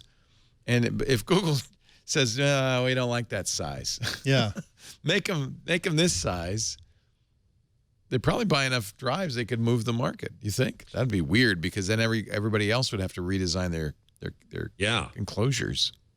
Wow. Well, it's interesting if you go to the Clayton Christensen world, it was about disruption was all about disk drive sizes and disk drive types. And I was thinking about it as I saw this. Because consumers don't use disk drives anymore, we are unaware of changes in the disk drive industry. Really. Yeah. We're using SSD. And we that buy kind of one stuff. drive every few years, right? Yeah. Oh, yeah. There's some changes, though. I mean, I showed you that Samsung terabyte drive the size of a matchbook that I use, that I carry around in my purse. And then now that was another. See, a man purse is so different from a female purse. Because they don't have terabytes in them. They don't have terabytes in their purses. Yeah. They got lipstick and things. Now they're going to do, they just released, that was the T1, the Samsung T1. They've just released the Samsung T3. It's 2 terabytes, same size. A little bit. The problem is I'll lose that. I bought a big thumb drive, and I lost the damn thing. I keep on losing them. And now that I've got one that's don't lose them, 'cause that's a lot of data. a USB-A versus C. Yeah. And so so I can do both, Yeah. right? Which is nice. Yeah. But it's so tiny. They're tiny. And it doesn't have a clip on it. Use encryption. I hope you use encryption. I've got nothing to note on it. Oh, okay. For movies. Believe me, Samsung ships with encryption built in, and I made sure to keep. First, I took it off, then I thought, "What am I doing?" That's my whole life on that thing. Yeah. I want you to have a good night's sleep, so I'm not going to show you the nightmare-inducing video of the robot yet. First, I'm going to tell you about a mattress. Then, smooth. This is why they pay him. You want to get a good night's sleep before you see this, because you will not be sleeping for some days. You also might want to go to the mattresses against the robot army. But yeah. Our show today brought to you by Casper, the best mattresses ever. We're going to the mattresses. Yeah. I love that line in The Godfather. I don't think The Godfather's mattresses were this good. I wonder how these mattresses do against shotgun blasts. Would have been great because they could have gotten them in those compact boxes. Yes. They wouldn't have to haul them on big trucks. So much easier to go to the mattress. The mattress comes. They deliver it to you in that box. That's a queen size mattress in a box. That's the size of my lower torso. I don't know. I can't think of what that is. That size is right there. Free delivery. And here's the best part: painless 100-day returns. So if anytime within the first 100 nights you decide this isn't for me, they come and they get it. They return you every penny because they want you to be happy. And they know because they don't have a showroom, you're saving a lot of money. You're shipping it direct to you. But they know you want some way to try it. But I like the idea of having 100 days to decide. These are beautiful mattresses, just the right sink and bounce. They're firm but soft. I don't know how they do it. And they're cool. Summer's coming soon, I hope. And, those hot nights, you're going to be glad you have a Casper mattress. They breathe. They breathe. They do some sort of open cell thing that really is nice. They also, they smell great right out of the box, which is, I don't know if that matters to you, but it matters to me. I love my Casper, and many people do. You should try it. Also, check out Casper's pillows. I'm using Casper pillows now, too. I'm all Casper, baby. I'm all in on the Casper. They have a dual-layer pillow that is literally the most comfortable pillow. It's big. It's like a king's. Well, I guess maybe I got the king. They have other sizes. Because it is really, that's like a body pillow. I got to get one of those. I want to marry this pillow. This pillow is, they do have a standard size, but this pillow is awesome. And it, I used to think I had to have a feather pillow. This is not, and it's much better than my feather pillows. It's also much more consistent. The feather pillows get lumpy. This is nice. Casper's mattresses made in the USA, so you feel good about that. You're buying direct from the factory. They're nice guys. And you're going to save, too. In fact, you're going to save an additional $50 because you're listening to the show. Go to Casper.com/twig. Use the promo code TWIG. And $50 off any mattress. Terms and conditions apply. For details, visit Casper.com/terms. Starting at $500 for a very nice mattress. $450 with the discount. Casper.com/twig. Don't forget the offer code TWIG. All right, you ready for a scary robot video? This is from Boston Dynamics, the company Google bought. They made that scary dog. Remember the dog? But those dogs were like diesel engines, and they were kind of noisy. Marine Corps turned them down because they said they're way too loud. No way we're sneaking into some village. This robot is electric. All it sounds like is... And untethered. And untethered? There are no strings on me, according to Ladies and gentlemen, What's wrong? I give you, what's his name? We're going to name him? Atlas. Atlas, the Boston Dynamics robot. He's walking. He's bipedal.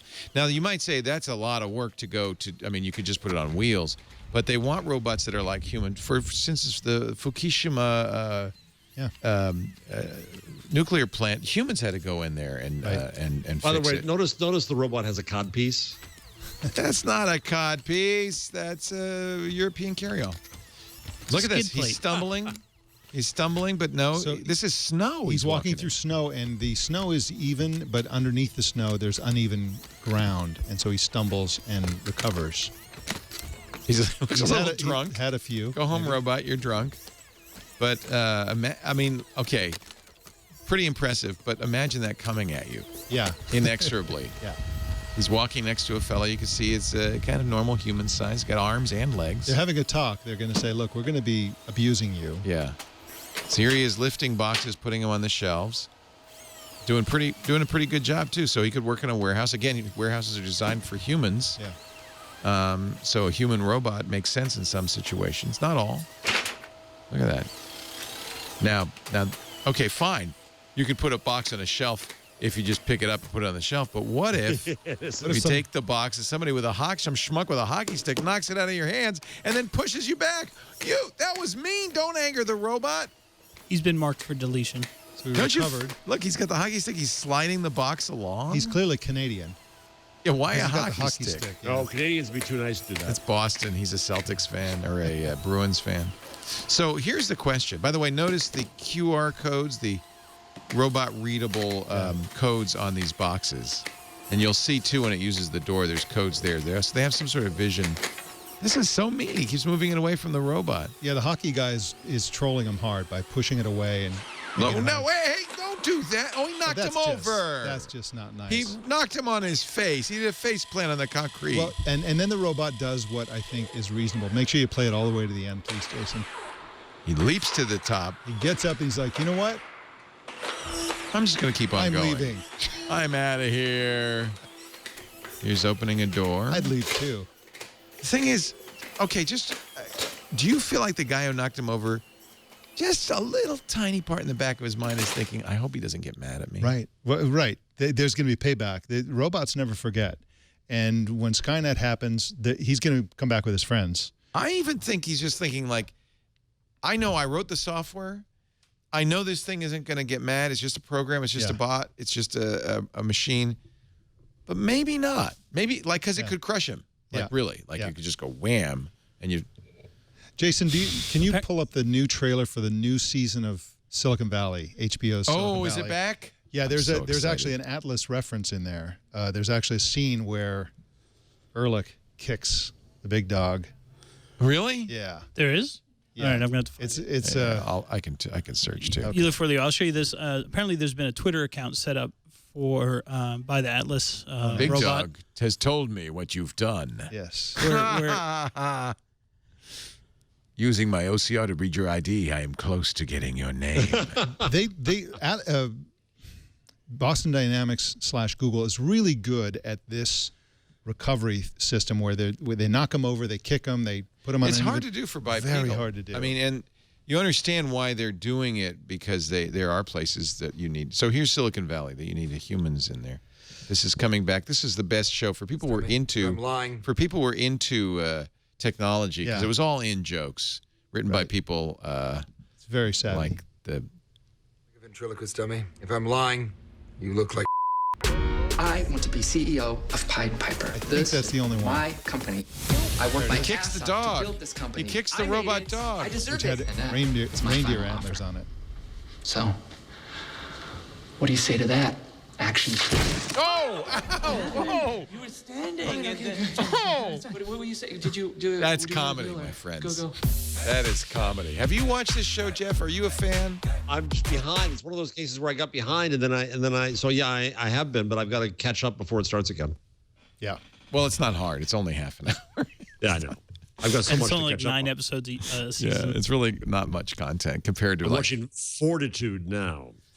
Have you watched Billions yet? Same thing. The problem is because I travel, the things that I can download through Google Play or Billions Amazon. I bought Billions on iTunes because I didn't want to wait.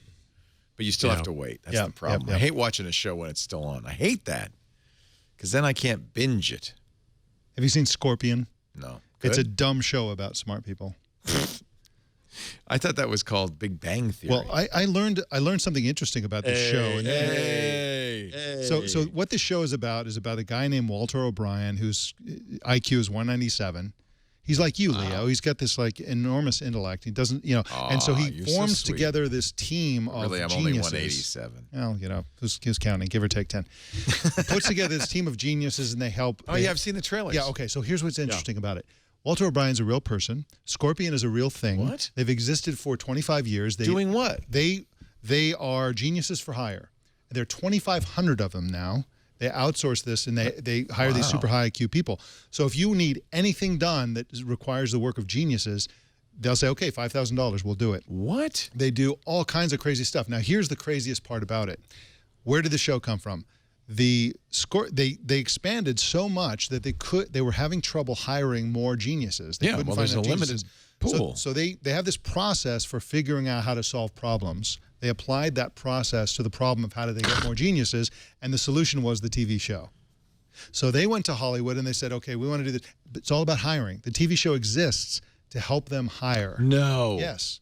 So Walter O'Brien was a hacker. Scorpion was his hacker. And in fact, I think you should have Walter O'Brien on Triangulation. I will, because he probably wants to hire some people. We have smart people watching this show. Absolutely. He would. I'm sure that's why he did. Get on it. Yep. Get on it, somebody. So smart people, can I ask you a question? Otherwise, I'm hiring a Scorpion. Yes? Yeah, but they use an Ethernet cable to connect a jet to a Corvette. No, I'm just saying. There's no port on a Corvette. It's a dumb show. No, they do. They did this. It's like Gilligan's Island. They because they're geniuses, they calculate these things even in the absence of data.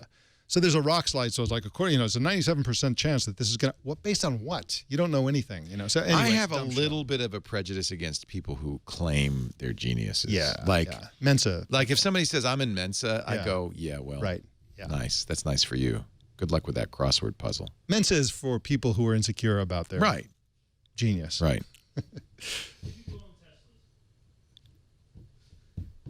So I got a question. Yeah, I'm sorry. Yes. Mensa guys. So as you know, my Pixel C died. Yes. It's a horrible death. Sad. I have a new one. It's wonderful. Thank you. Now very you much. made me nervous. Like every time I turn on my Pixel C and it doesn't start up right away, I go, oh no, it really went completely over the edge. Can't start. So then here's the other problem. So then I tried to use on my phone, and I went out of town with my new Pixel C, and so I tried to download movies for the plane onto my phone. It said, five devices. I can't find any place where I can tell Google to ignore the old device, which I couldn't clear because it died. Yeah. I don't like anybody that. know how to do that? Yeah, you have to call somebody at Google and get on a whitelist. Oh, no. It's really annoying.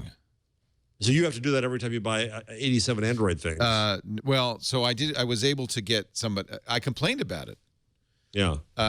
And because I think you have to wait, there's a period, there's a waiting period. And this, by the way, isn't Google's fault. This is the music industry. They do all of this shenanigans to keep you, because they have some notion that you're going to give it to your friends and let them use it for a day and then deauthorize them and use it again yourself or something. I don't know what they're thinking. 5 devices are 5 devices. If I want to deauthorize every day, I should be able to. Yeah, but that's not. But I don't even see any place to deauthorize. Yeah, you have to go online. But there's. I should try that someday. You can manage devices. Just Google manage. Google manage devices.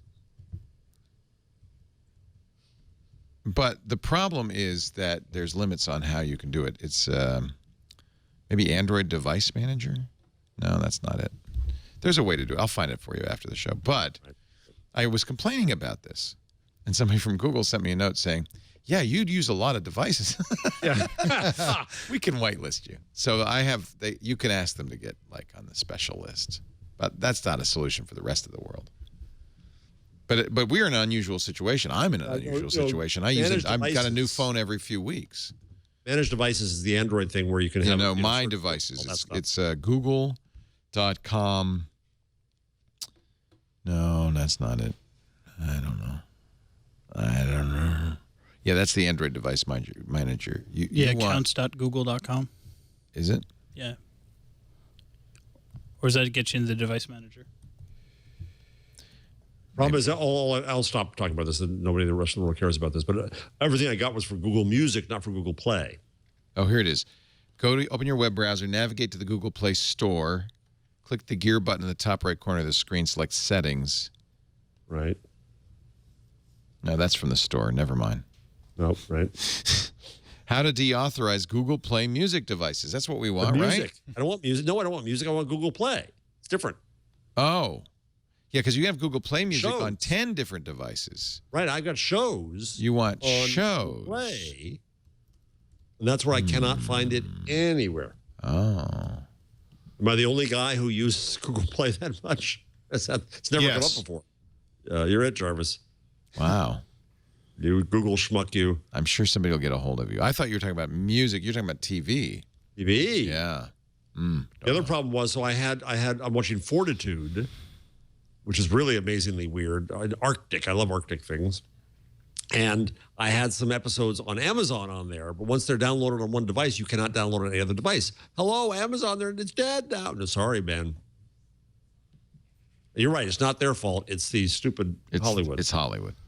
So a lot of new devices at Mobile World Congress. Robert Ballister is there doing our coverage. You can watch live feeds all day, every day, and we've got the specials online at twit.tv/specials. Let's start with the first device I think announced, which was the LG G5 phone. I'm sure that they talked about, in fact, I know they talked about this on All About Android yesterday, all the phones. The G4 was a very popular phone with an excellent camera. Apparently, they've done something kind of interesting. They've got these phones are now modular, which means you can do the hand jive even better. The bottom snaps off. There's a button, so you can swap batteries, but you can also swap what you put in there. So there's a camera cartridge that gives you a big battery, 4,000 milliamp hour battery, and a dedicated camera button and a dedicated zoom. Although I think it's still optical or a digital zoom, so big deal. Yeah, sure. There's also a hi-fi module that they did with B&O that gives you high-res music playback. Now, you don't actually get a headphone jack unless you have that module in. Is that correct? Are you kidding? I think that I didn't hear true. that part. Don't quote me on that until we can. That would be establish weird. that. They also have two cameras on the back, one with kind of a normal 78-degree angle, one with a 135-degree angle, which means you can get very wide. That's kind of nice. I mean, one of the issues really, the only issue I think with using a camera phone, the cameras have gotten so good, is zoom. Yeah. Right? Is the ability to zoom in, and then there's, for unaccountably, a woman with a beard. I think that's the cool thing about the wheel, the zoom wheel, is instead of tapping the screen to zoom in, you could just scroll that wheel. Yeah, but it's zoom digital zoom, which means all you're doing is blowing up the pixels. Yeah. So right, but it's a smooth, when you have that many pixels, it's smoother. Yeah, it's a high. This is problematic. I mean, essentially, conceptually, what they're doing is they have a module to improve photography. Right. But photography is already so great. How many people are going to, how much better is it's it? Bulky and it's a big bump. The other thing both Samsung with its new Galaxies and LG with the G5 are doing is an always-on display, which I like. These new OLED displays are so efficient that they can keep time or a calendar or something always on the screen at all times. Not when you tap it or wave your hand over it, but at all times. LG says it only reduces battery life by 0.8% an hour, so that's a great feature. I'm looking forward to seeing that. Yep. Samsung had LG announced one other thing we should probably mention, which is its VR finally has its own VR solution, which looks like those goggles, the steampunk goggles. The opera glasses. Yeah, and they have the steampunk goggles have their own screens, so you use the Type-C cable to connect to the phone. Yeah. And that way they're lighter, they're a little easier to wear. Do you not like the looks of them? I mean, I think no, they look great. I think they're really better cool. than the visor. Yeah, right. Is there a picture?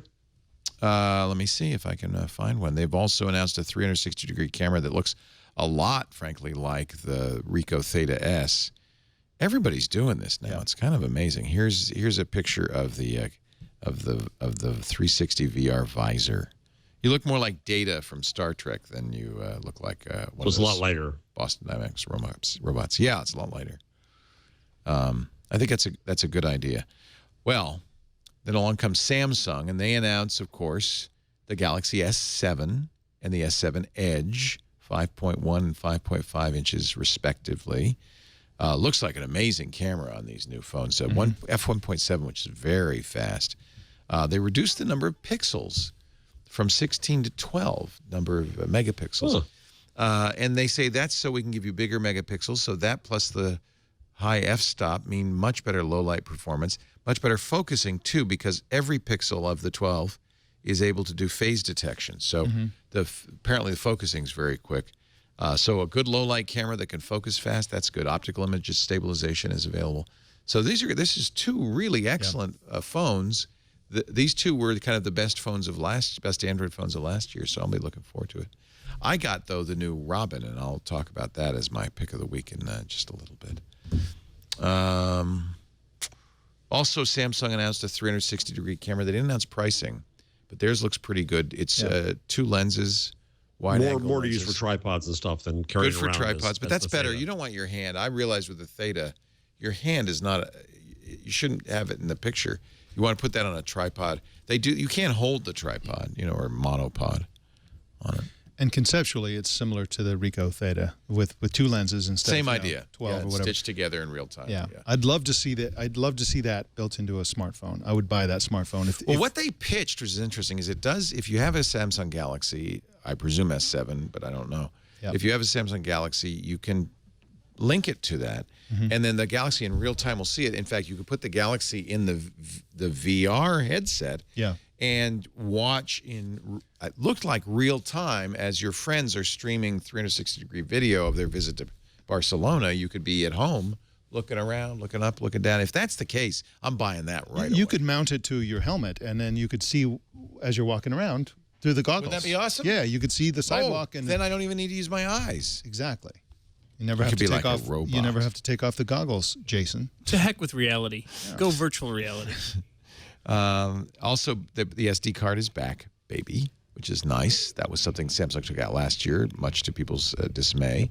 Only 32 gigs in the U.S., so you can need the SD card of storage. And then they also brought back waterproof or water-resistant IP68. Bigger battery, too.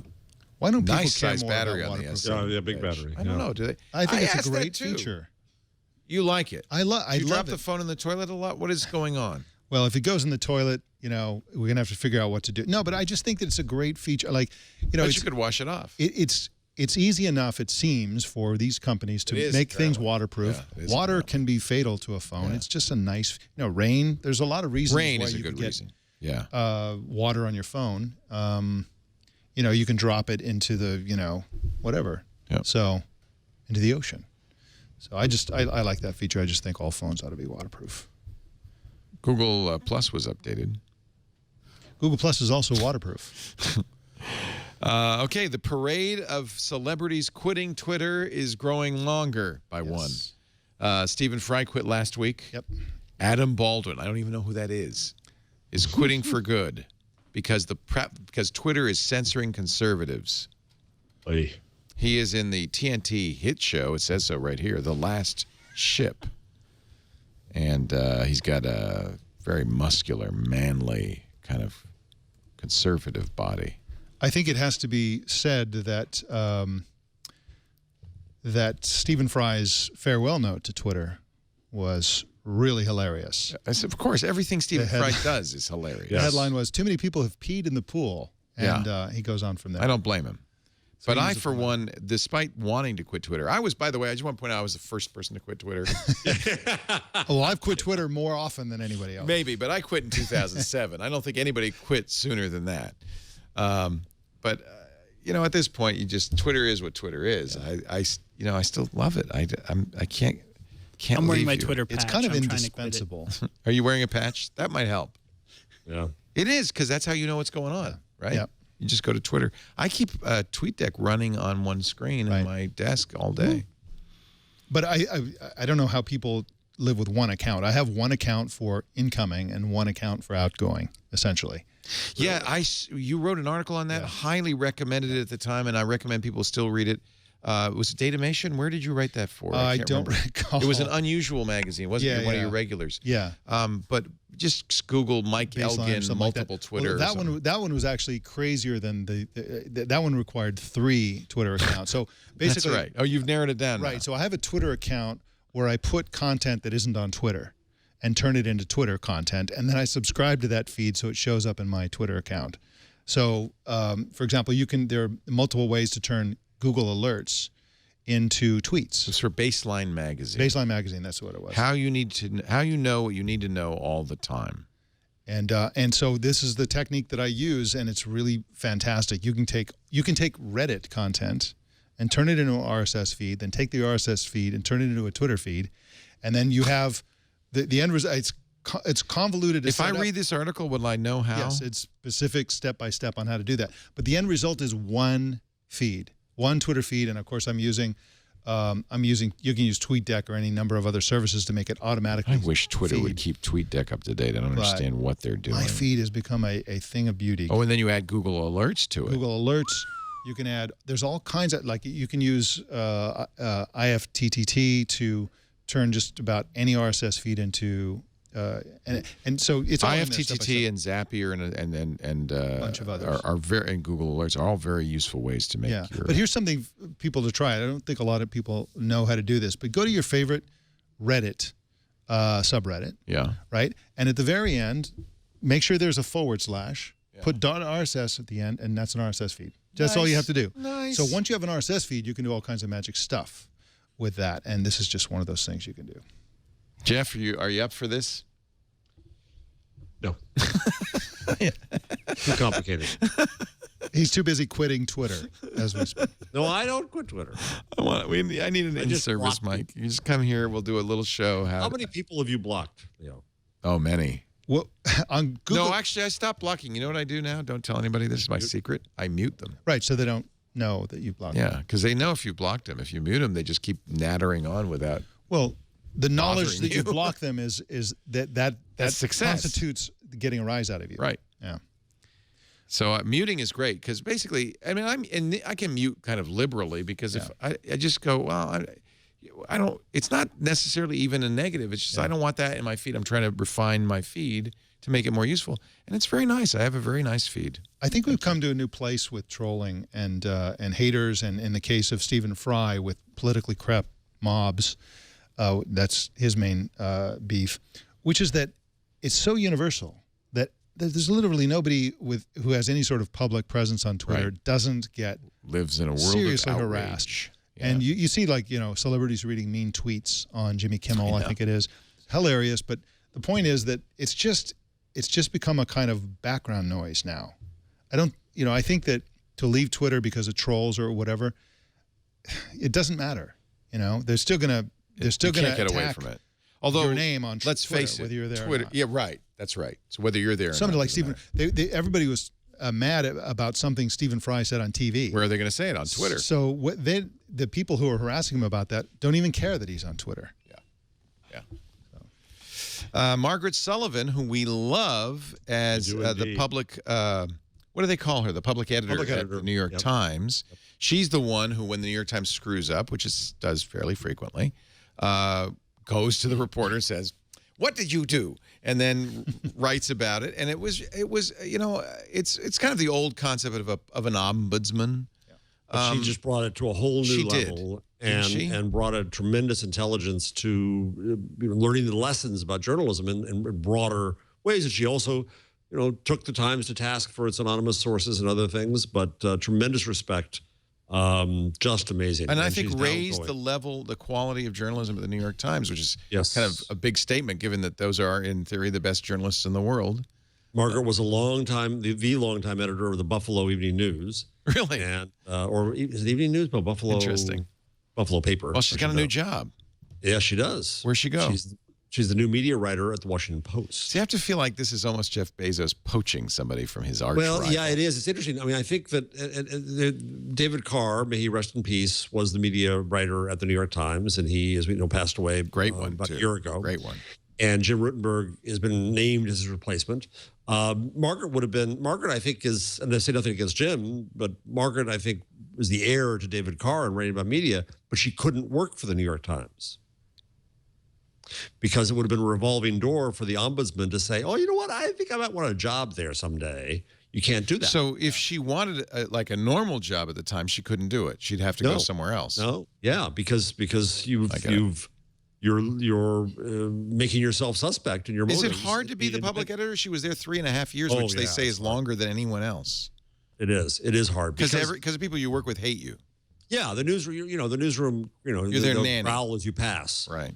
And you've got to deal with the other thing. I think that's none of them says, but I think is really got to be hard is dealing with all the crazies out there who want to complain. You can imagine how many 9/11 truther emails she gets, right? And somebody has to deal with them and say, well, no, actually, I don't think she that's did the a case. very nice job of not being a nanny, not being a scold, but of really kind of teasing out, like that story that Times wrote, which was a wonderful story about the guy who kind of died alone. Mm-hmm. And then they went back through it, and the reporter had been working on it like a year. Yeah. And I read it, and I felt a little queasy about the privacy violation and everything, but it wasn't cut and dried. And I thought she did a great job when she wrote a whole column about it, teasing out both sides of it and talking to the reporter about it. And I thought it was when they did their big Amazon expose, supposedly, she came back. I was among those who said, I think it went overboard. And she came and looked at it and said, well, there's a point there that is overboard and another point that's there. Right. But she would come down to conclusions. She would make tough rulings from the bench. Oh, she scolded the New York Times many times. Oh, yeah. Yeah. But she'd also tell readers when, no, you're wrong. The Times did this right. Just really, really intelligent, really nice person, really smart about the business, about journalism. And so I'm delighted that she stays as a voice in writing about journalism and media. I congratulate the Washington Post for getting her. I think it's too bad that she couldn't be David's heir, but I understand why. So it's not a bad outcome at all, except that she's kind of a neighbor in New York, and I don't want her in Washington. I want her in New York. Well, I don't know if she has to go to Washington. If you're going to cover pop culture, I think you probably could do a better job in New York than in Washington.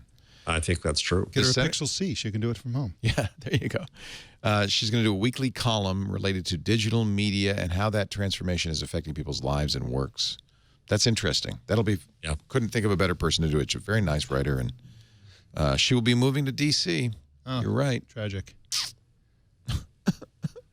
Hey, Jeff, did you read an article about TMZ in The New Yorker this week? No.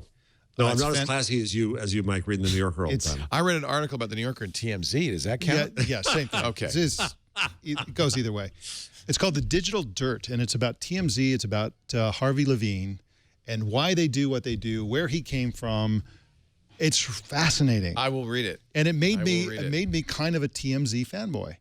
Well, I watch Harvey Levine as he talks to his bullpen of gossip columnists on TV, and I find it quite engaging, even though the content makes me feel dirty. Well, here's really well done. You know what? Is he not a journalist in the British style, the kind of Nick Denton style of the muckraker? Is that kind of where he comes from? I think the most controversial thing he does is that they buy stories. Right. They pay for it. But beyond that, he's different from a tabloid in that they actually dig up facts. They actually get hard evidence, and their stories are based on hard evidence. So in a nutshell, where he comes from is his dad owned a liquor store or something when he was growing up. He grew up in L.A., and his dad was part of this witch hunt by local police over underage purchasing of liquor. Meanwhile, there were similar stories in the news about these posh clubs of celebrity underage drinkers that nobody was doing anything about. And he realized and got a chip on his shoulder early in his life about a double standard between celebrities and the public. And he's always been obsessed about bringing celebrities down to everybody else's level. Oh, and so that's he's kind of a bit of a crusade. Not my favorite guy. Well, but I mean, but in Hollywood, it's kind of an interesting thing because he noticed, for example, he's the guy or their TMZ broke the what's his name the guy who in O.J. Simpson? No, the anti-Semitic rant by Mad Max. Mad Max, yeah. Why can't I think of his name? And they broke that story, and what happened was the story was originally he heard that this event took place where he's going on this rant and cussing out the police and all this stuff. And when he went to investigate it, there was this huge Mel Gibson, thank you. There was a huge cover-up by the police. They literally lied to him and said, no, that never happened. He never said those things. As they should, frankly. And so when he finally got the hard evidence of they had a whole transcript of everything he said. When they got the hard evidence, that's now two stories. One is Mel Gibson is a raving lunatic. Right. Number two, the police routinely in L.A. do cover-ups for celebrities, which they would never do for non-celebrities. And if you're watching The People versus O.J. Simpson, wow, you see this in The People versus O.J. Simpson. The police were dying to give O.J. Simpson a pass because they were buddies. He's O.J. He's the juice. Anyway, so the article is brilliant. By the way, another great show you got to watch, Jeff. Add that to your list. American Crime Story. People versus O.J. Simpson. It's really good. The casting is amazing. You know, the casting is great. John Travolta is hysterical as Robert Shapiro. But what's good about it is we all know that we lived through. Yes. Those of us of a certain age lived through it. Yeah. And so you go, oh, there's Marcia Clark. You know, the Kardashian girls when they were 12. Right. It's hysterical. There's a scene in there where Robert Kardashian is lecturing his kids in a restaurant and saying, "We are Kardashians. Yeah. Fame means nothing to us. It's all about having a good heart, and that's not about fame. Fame doesn't matter." There's a lot of tongue-in-cheek, like look ahead, look back, things like that. The girls are watching themselves, their father on TV, and they're shouting his name, and it's really because you know what's going to happen to them. That makes it all the more interesting. Yeah. And it's a great really well cautionary tale about the media. Wow. Because you see the Marcia Clarks of the world realize the incredible power of television and well, and in fact, she's inveighing. She says, "I won't use a witness that's been paid by state channels like TMZ for their story. I can't use them." Yeah. But the problem is, they all did. Right. Really. Breaking news. This just in. Just as Mark Andreessen has tweeted again. Oh, dear. Oh, no. He's back. No, just to promote a new hire on the team. But he's not. He's there. He's easing in slowly. He's insulting China this time. Yeah. He's slowly easing in. I'm sad to say, I read this morning. We've often recommended a company called Slysoft. They made a very good Blu-ray DVD ripper called Any DVD. They were in Antigua. They had to be, because if you were in the United States, of course, making Blu-ray ripping software, you'd be out of business very quickly. Well, apparently there is nowhere safe from the Motion Picture Association of America. And for those of you making archival copies of your Blu-ray DVDs that you bought legitimately, Slysoft is no more. The website has been shut down. Any DVD is no longer for sale. According to Torrent Freak, the action came several days after a group of Hollywood studios and technology partners asked the U.S. government to intervene. If you go to the website slysoft.com, it says, "Due to recent regulatory requirements, we have had to cease all activities relating to Slysoft. We wish to thank our loyal customers, clients, for their patronage over the years." They had been brought to court in Antigua. And in fact, the local court found the owner, Giancarlo Bettini, guilty of violating the Copyright Act a whole 6 times, and he had to pay $5,000 for each offense. That's $30,000. That didn't really slow him down, I guess. So anyway, he was breaking the law, the Digital Millennium Copyright Act, and I guess because of treaties, even Antigua and Barbuda are signatories to the convention. So there you go. But if you can't break U.S. law in the Caribbean, where can you? Where can you? I mean, what's the world coming to? I know. Yeah. Soon they'll be going after my Canary Island funds. First, Swiss banks started obeying the law, and now this. Shocking. Next thing you know, Facebook and Apple have to pay taxes. It's an outrage. Did you know that Google employees may receive prophylactics with the slogan, "I'm feeling lucky" on them? This feels like something for Snopes, but it's on Business Insider. There are official April 1st. You know, why not? Don't be evil. First of all, good on Google for handing them out. Why not? Great. It's contraception, prevents transmission of STDs. They've been doing it for 6 years, it says here. And if you're going to have a condom that's made by Google, What better name than I'm feeling lucky? And colors, primary colors. Google colors. Google colors. Oh, they are. They're Google colors. Missed that. It's not easy being green. Missed that. All right. We're going to wrap it up right after this. Watson. Well, I think Do you want to talk about Watson real Watson, quick? I went on a Watson festival on the rundown. I see quite a few Watson stories. What is Watson? Well, you remember Watson. Watson is IBM's super smart Jeopardy-winning Did you computer. see John Markoff's great New York Times article where they talked about the different voices that they were considering for Watson? I didn't see that. Including the creepy kid's voice. Yeah. I guess Markoff has a new book about this. Yeah. So, well, David Kenny, who sold the Weather Channel to IBM for Watson use, is now the head of Watson. And David was ex-president of Akamai, big marketing at Publicis, the ad agency. David's got an amazing career all around. So he's just Facebooking, linking all kinds of great stuff. So I just thought it was Watson is going to be used by a dating service to try to give you the right date. Watson knows when you're sad from your writing. Watson is now being used. They're offering it up as a service for customer service and understanding all the connections with your customers, which means you better have them. And finally, to just scare the heck out of journalists, Watson's good at writing headlines. Wow. And how do you feel about machine intelligence being applied to any sort of journalism job? Jeff, obviously there are sports and also financial news stories that are written entirely by computers. As I've been fond of saying, articles are just another form of data visualization. Yeah, and I tend to think that anything that can be done by a machine as well or better than a human ought to be, because that basically indicates that the human, after you realize that, doing that job will be functioning as a machine. So that's not good either. So I'll be curious to see what they do. Although when Watson was acting as a chef and inventing new recipes, I find that highly suspicious. Chocolate burritos and like weird stuff. Well, I didn't think that would. I don't think they're. The other thing I don't like about this is it personifies machines, which I'm against. Yeah. Because this is the anthropomorphization of machines. Well, just like the robots is what makes it creepy, right? If they're just machines, they're not creepy. So I don't think there's like a box that's Watson. Like there's Watson. No. It's like it's a lot of it's the vision of IBM. Yeah. It's not a computer. It's a division. That's a better way to think of it. But Mike, back to your point. Answer me this, both of you, because I've been trying to think this through. If you were going to utilize, and I emailed Kenny when he got the job and said I want to talk to him about this at some point. If you utilized artificial intelligence for journalism, what would that mean to you? How could artificial intelligence be used? Well, haven't computers been writing sports articles for years? That's one. Yes, they have. Yes.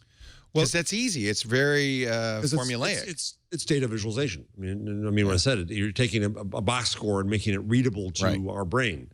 But how, in terms of investigation and finding anomalies, using new sources of data?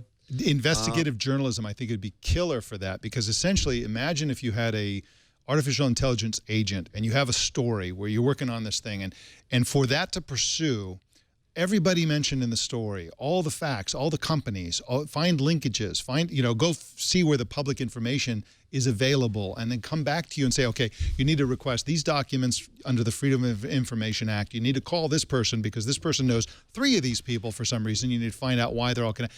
That sort of thing to basically function as a chess computer functions, and and pursue all of the avenues to see where they kind of lead. I think that would be extremely valuable, because reporters these days just usually don't have the time. I want to recommend a really good book. We interviewed the authors of it on Monday on triangulation. It's called The Future of Professions.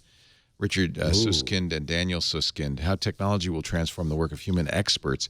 And we talked about these exact issues, like where is the line? What can a computer do? What does expertise mean? What is the human expertise versus machine expertise? And the book, this is actually quite a scholarly book. It's not a popular science book. It's from Oxford University Press, and it's very interesting. They raised some really good issues. It was, I thought, a fascinating conversation. And this feeds in beautifully to my pick this week. Good. Well, we'll get to that in a moment. By the way, the answers might surprise you in this book. In other words, machines can do a lot more maybe than we would like to give them credit for along these lines. Our show today brought to you by those good folks at ZipRecruiter. We love this company. We've used this company. You can post to 100-plus job sites, including social networks, with a single click of the mouse. So you're going to reach the largest audience. And, the more people your job posting reaches, the more likely you're going to find that exact right person for your new employee. And that is so important. The people who are your company are your company. It's made of people. And a great person can bring your company up. A bad person can bring your company down. So you want to get this great employee. And, of course, the problem is you're doing it yourself. You're doing it probably at a time when you're shorthanded. This is why I love ZipRecruiter. You also will get instantly matched to, I think they have like 6 million current resumes in their database. So literally within the first day, you're going to get a bunch of applicants. Now, here's the good news. They don't come to your inbox, and they don't call you. They go into ZipRecruiter's interface, so you can quickly screen them and rate them and find the right person fast. So you reach the biggest audience. You've got tools to handle the applications, and you're going to hire somebody within just a few days, and you're going to hire the right person. We got an email from a listener named Dan. He's been using ZipRecruiter. He said, the hardest part about running a business when you need to hire is that you have to spend extra time recruiting when you're short-staffed. But with ZipRecruiter, I've gotten quality candidates within 24 hours of posting a job. ZipRecruiter's website makes this process so much faster by letting me manage candidates in one place. I hope that you've heard me and you're going to try this, because if you're in charge of hiring, this is a lifesaver. We've used it. Over 400,000 businesses have used it, and I want you to try it right now, free for the next 4 days. Go to ZipRecruiter.com/twig. ZipRecruiter.com/twig, and you got to try it free. I think you're going to like it. ZipRecruiter.com/twig. What was that pick of the week, Mr. Mike Elgan? Okay, well, the pick of the week is a service called X.AI.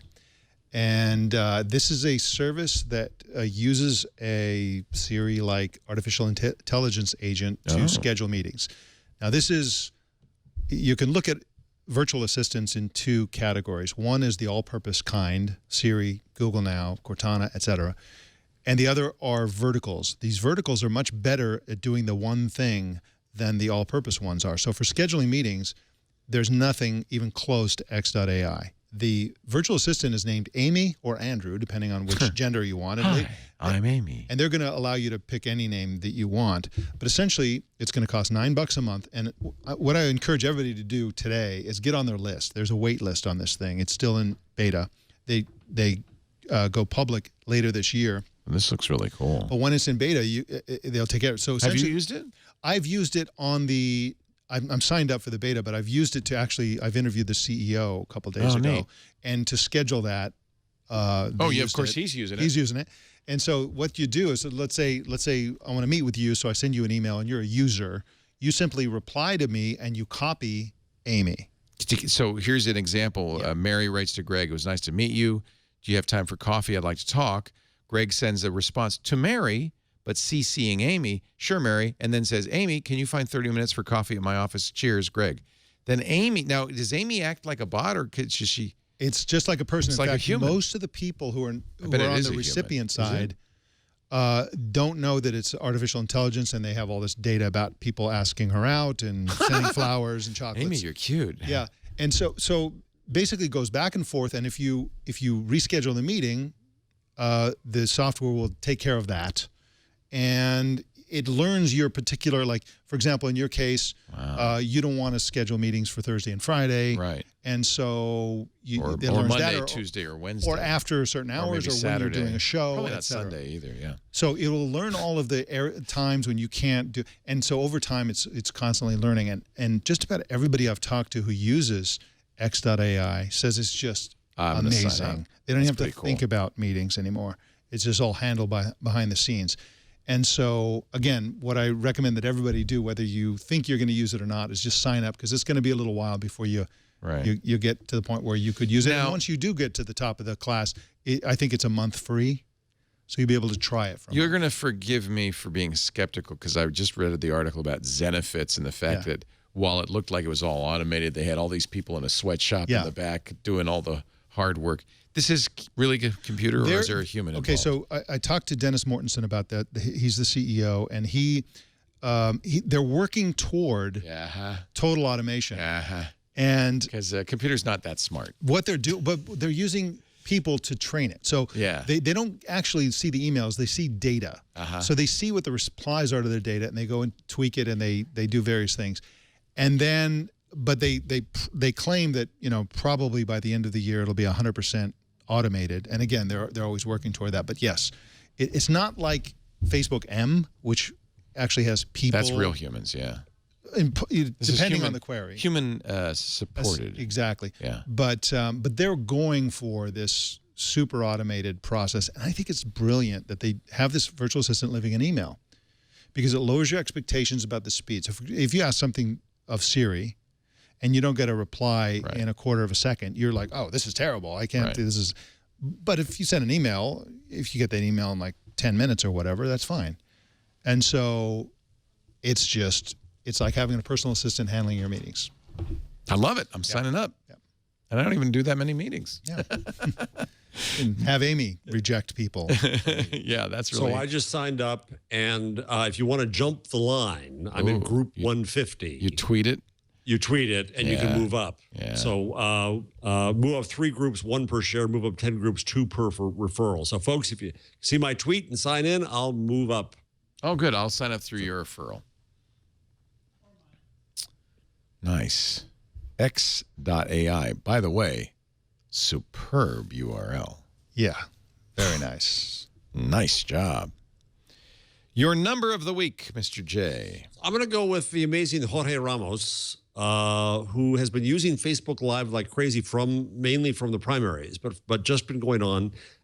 David Folkenflik at NPR just wrote a story about him doing this, and they're kind of amazed that he spends sometimes 45 minutes or an hour on video. Try Twig. But on the night of the Iowa caucuses, he was viewed by 2.6 million people. In New Hampshire, they did 3 videos totaling 75 minutes, viewed total 4 million times. That's beaten cable audience. Unfortunately, it's these Facebook numbers where the minute the video starts, you're counted. That's an issue too. That's it. Well, but yes, that's it. Well, I don't know how live is counted versus other videos. It's a really interesting question. So I don't know who the numbers are and all that. But he is gaining, even if the numbers are specious, all numbers are. He's gaining new audience. We got to try this because we stream. We're doing exactly what he is. He's streaming as he sets up and shoots and comes back. Yeah, try it and see what happens. We do that all the time. That's what this show is. Tape a phone to the camera. You'll remember that Ramos was the guy who challenged Trump, and Trump kicked him out, and then he came back. Oh yeah. And so he's made huge branding efforts. So he's a fascinating guy because at Univision, he is the anchor of Noticiero Univision. So he's on every night on their newscast. On Sundays on their public affairs show called El Punto. But then he's also the anchor of the weekly news magazine America on Fusion. Fusion need people, a lot of talent there. Not seen that much. No, so I keep waiting for them to come out. Like what's going to happen? Cool. So I thought that we got to do more of this kind of stuff. I think. Yeah, I think so. Yeah. Also, The Guardian just did an experiment from the Westminster Dog Show, and they tried. And I haven't read it yet, so I don't know what the results were. But they tried Periscope versus Facebook Live. Yeah. And so media companies are trying this now. Oh, there's no question. Facebook Live's huge. But I think what Mashable does is they do Periscope and Meerkat at the same time. I don't see why not just tape 3 phones, and just prop it up there and let them all roll, and why not? Yeah. It's more audience. By the way, speaking of news apps, real quickly, have you guys tried the new Quartz app? It's Apple only. Yeah, I have. It's funny. Yeah, it is funny. They say an Android's coming. We showed it on iOS today on Monday. It's effectively an app with a chat interface. So you're chatting with a news bot, and it says, well, here's story 1. What do you think? And then you could say, yeah, tell me more, or no, that's enough. Next. And you have a conversation. 6 stories later, they go, that's all there is today. See you tomorrow. And I have to think it's a trial, not for an app, but for a news bot. I would think so. And why make an app? You can just do that and make a bot that you can join with Messenger. Well, they can add ads and stuff like that. They do. They have lots of ads. Yeah. I think it's interesting. It is. Yeah. I kind of like it. I don't find myself going to it regularly. But I use news differently. Like I'm looking for a way to share it. If I see a story I want to talk about, that kind of thing. Yeah. This is just kind of more like if you're lonely, you can chat with their news bot. Well, there's a bot in China that Microsoft makes called Xiaoice. I think we've all heard of it, which is, for interacting just for the sake of it. Right. And I can't talk about what I've learned recently, but there are some of those coming to the English language world and to the U.S. I'm ready because I'm a lonely person. Yeah, it's just, people are overrated. It's nice to talk to a machine once in a while. Bots. Yep. As long as I don't push them and they come after me. Well, Amy's coming. Amy's here. I don't have much time. We got to run. We're way late. What a shock. But I'll just mention I got the next bit, Robin. This was a Kickstarter. Kind of a pretty good pedigree on this phone. Next bit was founded by looked like an ARM processor there for a second. Very clever. Very clever. Was founded by former head of design at HTC. In fact, you can see some of the HTC pieces in this. And then one of the folks who started Android, I think, was early on Android. I'll have to look. But it's by the way, you may look at this say it's Robin's Egg Blue, but they have a black or midnight blue version. The point is, it's relatively inexpensive. It's $399 out the door, unlocked. It has some very nice features. I love the screen. It's kind of an interesting feel, and you felt it, Mike. Yeah, and you said, cool. yeah, it's pretty interesting. It's soft, kind of touchy plastic. Might have it for long enough to try the camera and so forth. It's got front-facing speakers like the HTC One. I like that. I just feel like it's a nice-looking phone. USB Type-C connector on the bottom. But here's the secret sauce, which I don't really know if this makes any sense at all. It only has 32 gigabytes of storage, which for most people would probably be enough.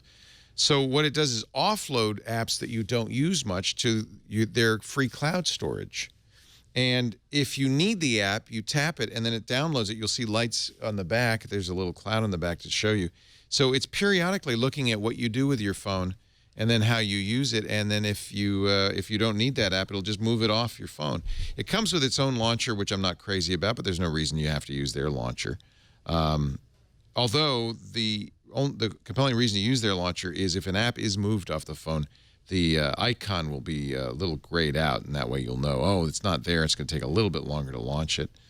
I don't think that's a compelling enough reason for me to abandon my Novo launcher. But I have to say, for $300, it's a little, that's not super cheap. There's great $100, $200, $300 phones out there, but for the price, it's still less than the $399. Is still less than the flagship phones. This might be a very good choice. It's unlocked, and you can find it at nextbit.com. And I'll probably have a more detailed review for you in a week or so. I just got it. But, I mean, it's kind of friendly. Yeah. Feels friendly. Yep. A fingerprint reader, which this is unique, is on the on switch. So you switch it on and you have the fingerprint reading at the same time, which is pretty convenient. And it's pretty standard Android. Looks like, except for the launcher, it looks like stock Android. Right. They've colorized stuff a little bit, you see. Widgets, I'm not sure I'll use their launcher. Widgets are not visible on the screen. You pinch to see your widgets, which is really weird. I do love the screen. I think it's a really crisp, nice screen. I don't know if it's OLED or IPS, but it's although that's kind of table stakes all of a sudden now. Everybody's got great screens. Yeah. Anyway, Jason Howells has one as well, and we'll probably have reviews for you soon. Jeff Jarvis, thank you so much. Professor of Journalism, City University, New York. My personal hero, good buddy. Great to have you. Should buy his books, Public Parts, What Would Google Do? Geeks Bearing Gifts, all about the news biz. And, of course, Gutenberg the Geek, which is a single on Amazon. I've got to take that out and put it up for free on Medium. It's been up there for so long. It's time to do that. Yeah, it's Get time. people, Yeah. And, he blogs at Buzz Machine and Medium as well. Sometimes. Yeah. Yes. We also thank Mike Elgan for stopping by. Yay, it's so great to see you, Mike. Mike Elgan, thanks you. You should be on the show all the time. I just feel like you're such a great... I love this show. Your insight is so good. We love Catches you. writing and Computer World and Datamation and all sorts of places. Yep. Google Plus, that follow him on the Twitter. And I got a new little project coming up I'm going to announce in 3 weeks. And you have a podcast about food, by the way, which I love. Food and tech. And I recently interviewed B. Wilson, the Britain's favorite food writer. I got, neat. Yeah, that's a lot of fun. What's the name of that show and where can I find it? It's called The Fat Cast. You can find it on iTunes. Isn't that a great name? It's FAT is for food and technology. Yeah. And not the freakishly amazing tech transmission show. That's a different one. That's a good description of the show, but that is not the actual name. So, yeah, you can find that, and you can find me on Google+, Twitter, etc. And, it's a lot of fun. Nice to have you. Good to see you again. Thank you all for being here. We do This Week in Google. It's kind of my last show of the week. My weekend begins now. Every Wednesday, 1:30 Pacific, 4:30 Eastern, 21:30 UTC. Join us live if you can, but if not, on-demand audio and video at the website, twit.tv/twig, and wherever finer podcasts are aggregated. And, of course, don't forget the great Twit apps everywhere you want to be. Thanks for joining us, and we'll see you next time on Twig. Bye-bye.